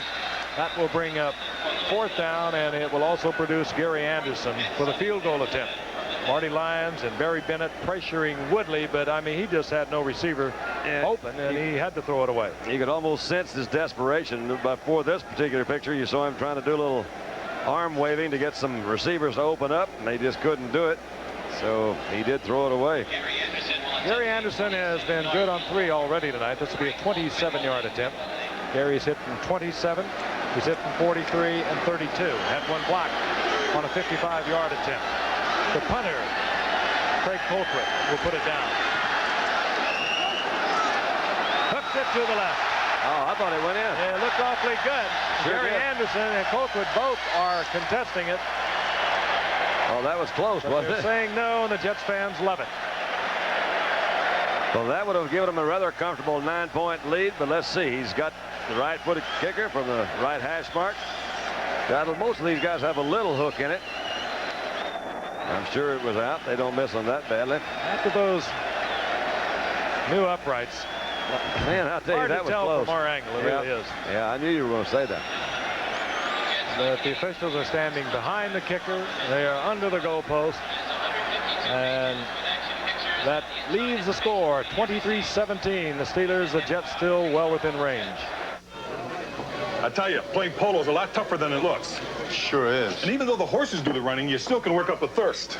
So after a chucker or two, we have Westerns drink light beer from Miller. Yeah, light tastes great, and it's got a 1/3 less calories than a regular beer. And it's less filling. And that's important, because tomorrow we're going to try our hand at water polo. Yeah, I sure hope those horses can swim. Me too. Light beer from Miller. Everything you always wanted in a beer. And less. Buy my computer. Hey, buy my computer. No, buy my computer. There's one way to cut through today's computer clutter. Compare other business computers with Radio Shack's Tandy TRS-80 Model 2000. Judge the ease of operation, speed, graphics, software, and price. Compare. I believe your informed buying decision will be the Tandy 2000 personal computer. See it during September at $300 off. We invite comparison. The capacity crowd here at Giant Stadium. Jet fans trying to get things underway for the Jets.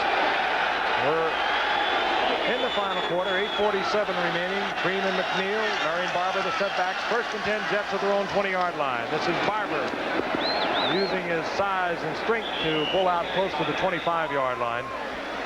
David Little in on that stop for the Steelers. Barber at about 3.5 yards. Give him 4, and we'll call it 2nd down and 6. 3rd-year man out of Minnesota. Good blocker for McNeil. Carried the ball quite a bit in preseason. That is not his role as long as Freeman McNeil is healthy for the Jets.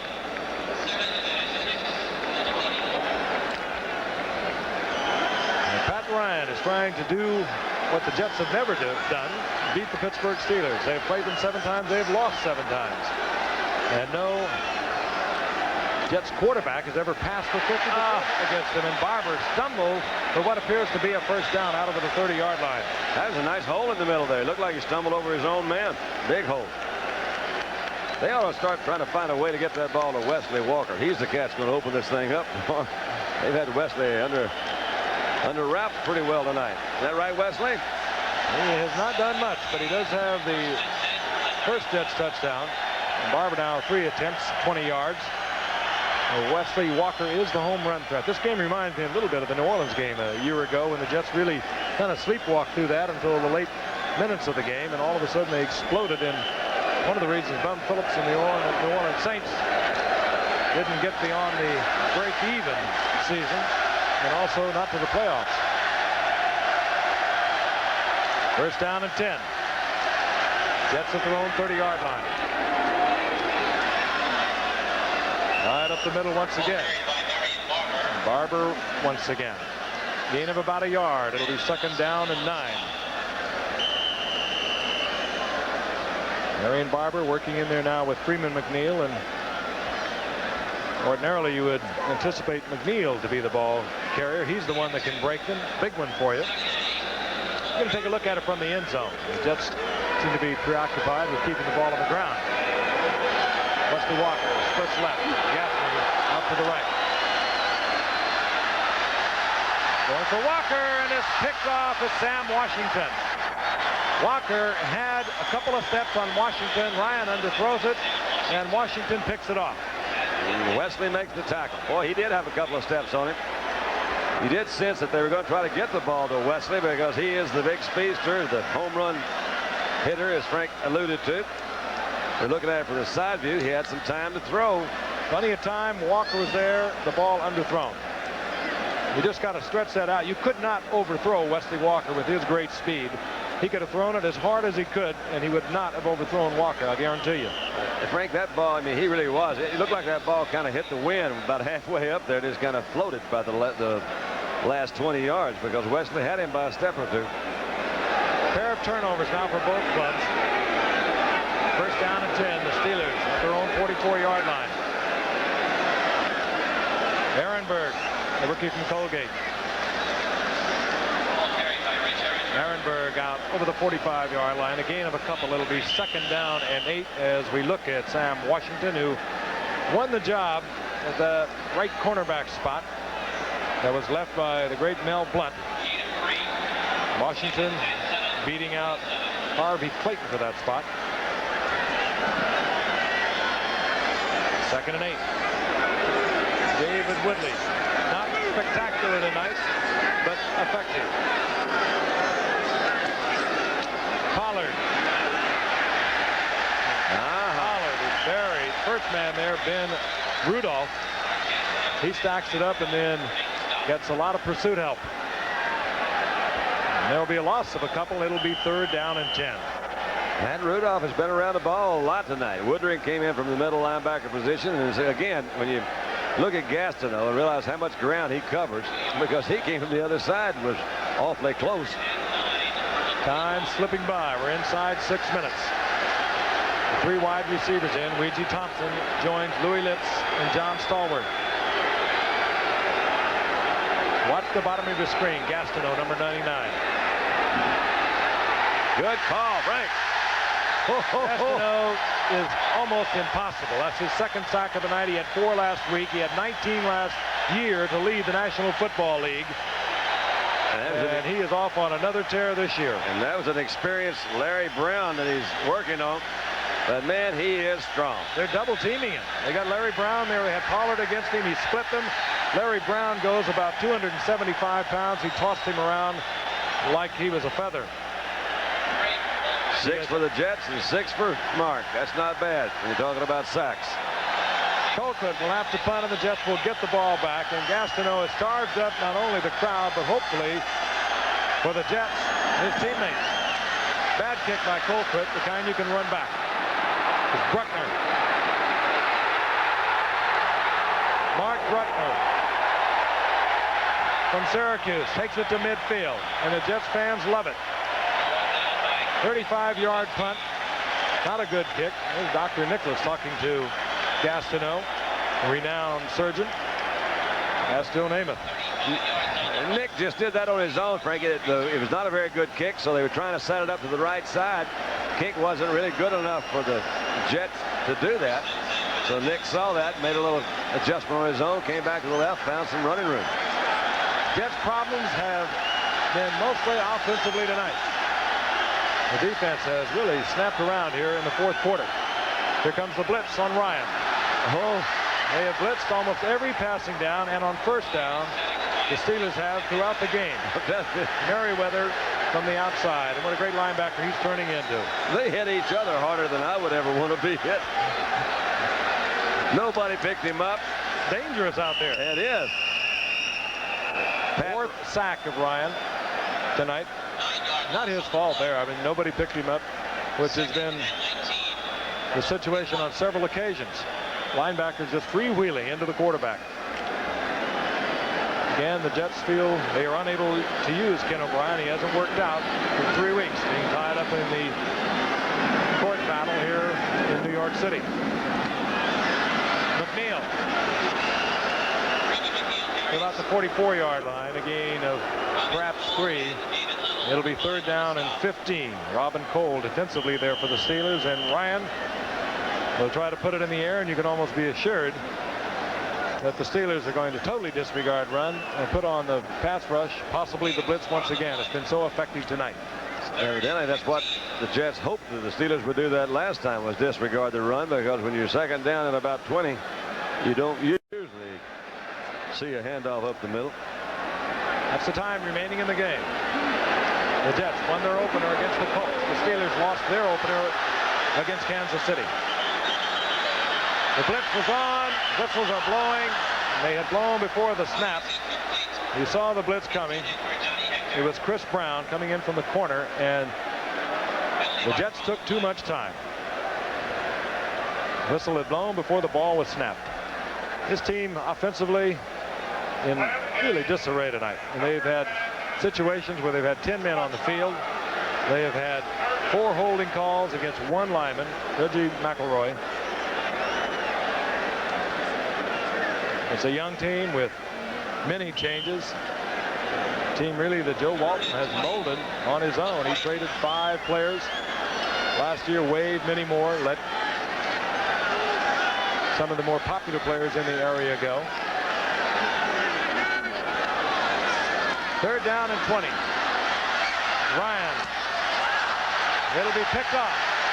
He got him another one. Sam Washington, another interception off a deflection. It was Donnie Shell defending the many-time Pro Bowler, Donnie Shell, making that interception possible.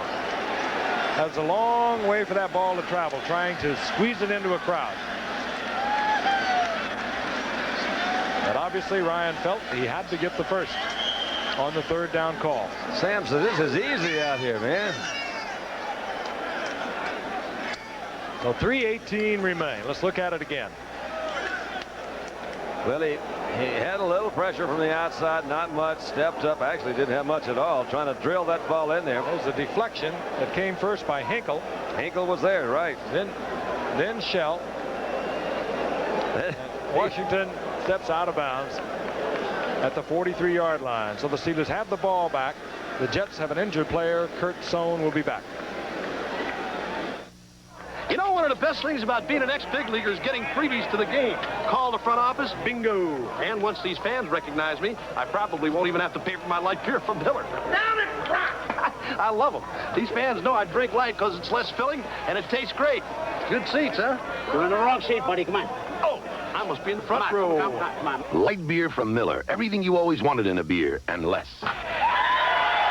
Good seats, hey, buddy? He missed the tag! He missed the tag! Uh-oh. Looks like we've got a problem. No problem, boys. Just when a tough job falls your way, along comes the Pro Mag from McCulloch. Gee, they're going to miss school. This won't take long. It just might be the safest chainsaw around because McCulloch's chain brake knows when to stop the chain. Hey, Billy, she's cute. And because it's a McCulloch, you know you'll get the job done. You're all clear. She winked at me, Barney. Nah, it was more like a sneeze. I'm telling you, it was a wink. Would you stop it? You want to chase the bus? You're an animal. Back at Giant Stadium, man. A lot of Jet fans grumbling, leaving the stadium, I'm quite sure.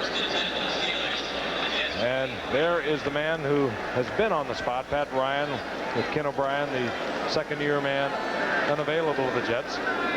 Richard Todd traded to New Orleans in the offseason for a first-round draft pick. Pat Ryan apparently is going to be the man, at least for the time being. On 1st and 10, the Steelers now can seriously think clock. If Frank Pollard goes to the right side for a gain of about 3 yards, it'll bring up 2nd down and 7. Remind you once again, on Monday night, we'll be in San Francisco for the Washington Redskins and the San Francisco 49ers. The Redskins lost their opener, of course, to Miami. Our wizard with the computer has told us that no team has ever gone to the Super Bowl when they lost their first 2 games. I'm sure the Redskins are well aware of that also. 2nd down and 7.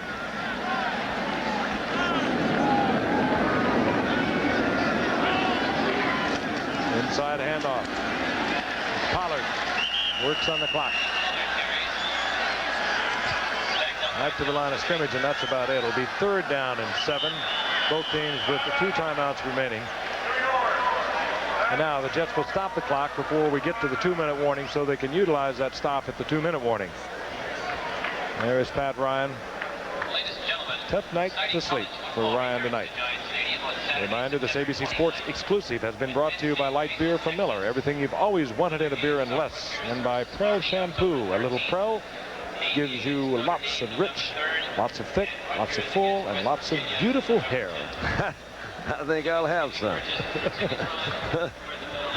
You already streaked yours, my man. That's right. Highlights, they call it. Of course, the executive producer of ABC Sports is Rune Arley. JBC's NFL Football Thursday Night Edition, produced by Bob Goodrich. Directed by Chet Forte. Technical director Joe Chavo. Halftime producer Peter Lasser. Halftime director John DeLisa. Associate director Kim Belton. Halftime associate director John Bissoni. Technical manager Rick Okolsky. Our unit manager Ermin Norris. Our telecommunications manager Jim Licata. Assistants to the producer Tony Tortorisi and Charlie Wiseman.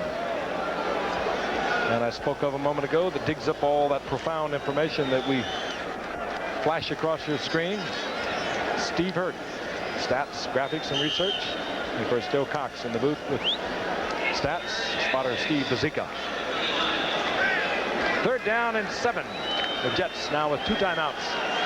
They trail 23-17. They have found the enemy tonight. That is us.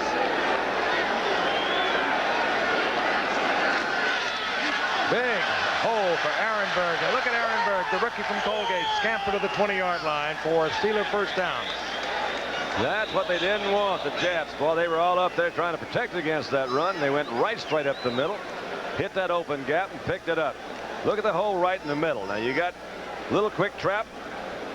Actually, a pretty daggone good guard, put good block in there. You got Wolfley, Craig Wolfley, 73, came across and just opened it up. There is the 2-minute warning. The Jets still have their 2 timeouts, but the Steelers have a 1st and 10. They're near the 20-yard line of the Jets, and they lead 23-17. 20 ways to eat McDonald's Chicken McNuggets for dinner. First you pick it up, then you dip it in. Then you lift it up, then you pop it down. Pick it up, dip it in, lift it up, pop it down. Bite, taste, triple dipperoo. Winding up, winding down, carrying through. Sock it to you, pump it to you, nibble, nibble, bite. Dip a little, dip a lot, tasty, tasty, so light. Ooh, sweet and sour, hot mustard, barbecue or honey. Chicken McNugget. It's a good time for the great taste of McDonald's. Pick it up, dip it in, lift it up, pop it down. In my baseball career, I was traded 9 times. But wherever I went, one thing was always the same. Everyone drank light beer from Miller. In Boston, they said the best thing about light was it's got 1/3 less calories than the regular beer. In L.A., they said the best thing was light's less filling. But I think the best thing is it tastes great, right here in New York City. Ken, this isn't New York. Chicago. No. Milwaukee. Kansas City. Light beer from Miller. Omaha? Everything you always wanted in a beer, Spokane. and less. Utica. Final 2 minutes of the game between the Jets and the Steelers. The Steelers on top 23-17. The Jets have 2 timeouts remaining. A reminder, Nightline coming your way immediately following your local news after the game. And of course on the West Coast, a special edition of 2020. The Jets, by the way, will be home a week from Sunday. They get a little breather playing on Thursday night. They'll meet Cincinnati here at Giant Stadium September the 16th. And the Steelers on Sunday, September the 16th, will be home for the Los Angeles Rams.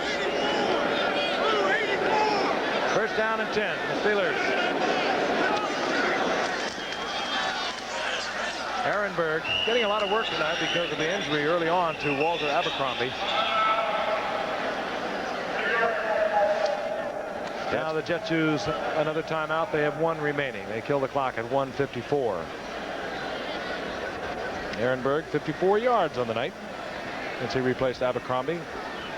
Those are final. First 2 scores, and of course we're in the 6th inning with Los Angeles over Atlanta in the National League. And these are all final. Pittsburgh takes the Jets, and the Cubs beat Montreal. So the Mets are back by 7 now. And in the American League 1 final for you, Chicago over Oakland 7-3. Chuck Noll will in all probability get his victory tonight, which will send them to 1-1. And I'm sure that Noel is thinking ahead as he talks to quarterback David Woodley. If he gets into a 4th down situation, the Jets can stop the clock one more time.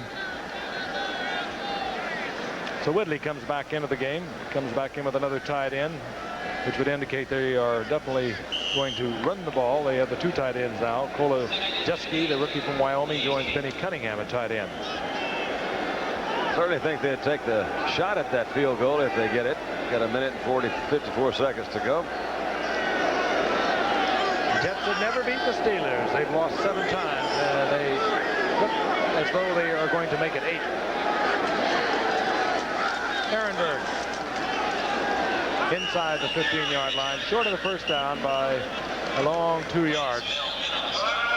And the Jets will use their final timeout. And Joe Walton, who won last week over the Indianapolis Colts, is rapidly watching his Jets go to 1-1. A reminder, Monday night, San Francisco and the 49ers and the Redskins. Should be a beauty. OJ will be there with us. Be nice to be in San Francisco. Lovely city. And I think that really is going to be a good football game. I love to see the Redskins play. I enjoy watching the 49ers play. I think these are 2 of the better teams in the NFC, as a matter of fact. It'll be fun to see. Yeah, they came on so strong in that NFC Championship against Washington. They really did. Really exciting game. We're going to pause 5 seconds and allow our stations to identify themselves.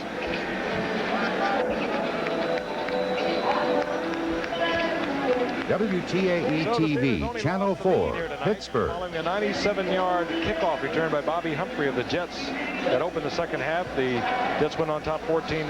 The Steelers came back on the arm of David Woodley to Ouija Thompson to lead 20-14. Pat Leahy shortened it up for the Jets with a 52-yard field goal, his best ever in a Jet record, to make it 20-17. Gary Anderson matched that with his own 27-yard effort to make it 23-17 Pittsburgh. That's where we are. 1:48 remaining in the game. Woodley on the night, 14 of 25, 189 yards, a couple of touchdowns, 1 interception. And again, not a thing of beauty, but certainly adequate.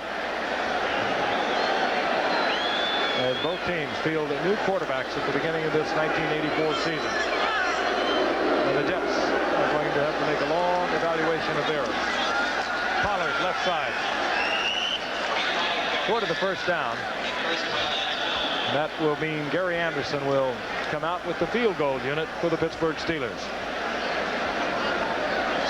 Anderson is hit from 27 yards out. And is hit from 43 yards out, 32 yards out. And he had 1 block from 55 yards out. Off a spectacular year a year ago, Gary Anderson, when he was 27 of 31. This attempt from 30 yards out. Jets, of course, thinking one thing, an opportunity. We can block it. And look at Webster. He's going to watch that clock, let it run down as close as it can. 9. They might take it all the way down. Well, they sure might, as a matter of fact. Inside 1 minute remaining in the game. He missed it again. Hook and left. I'll be doggone. That's something you don't see. Short ones that Anderson has missed. From 27 and now from 30. The Jets have no more timeouts remaining. They have 53 seconds. It's possible, but their bomb threat, and that, of course, is Wesley Walker with the great speed, has caught 1 pass tonight. That was good enough for a touchdown. Wouldn't that be something? But when you got a Wesley Walker, it seems to me you attempt to go to him even when you are having an off night. Yeah, I don't think you always have to go to those speedsters deep either. If you got a guy that's got the speed and can break it, just get him the ball. They've only thrown to him 2 or 3 times. If they don't have any timeouts. Steelers into their prevent defense, which basically means no one gets behind us. So we'll throw underneath. Mickey Schuler. And of course the plays have been called in the huddle. There will be no huddle. Ryan trying to get things happening. Ryan with a shot downfield. And the crowd has not given up. That one went to Gaffney. They'll have to do something now to stop the clock and think things over. Ryan calling the play out to the sidelines. Inside 20 seconds. Wesley Walker. 15. Can't stop the clock, however, and it's ticking away. 10 seconds.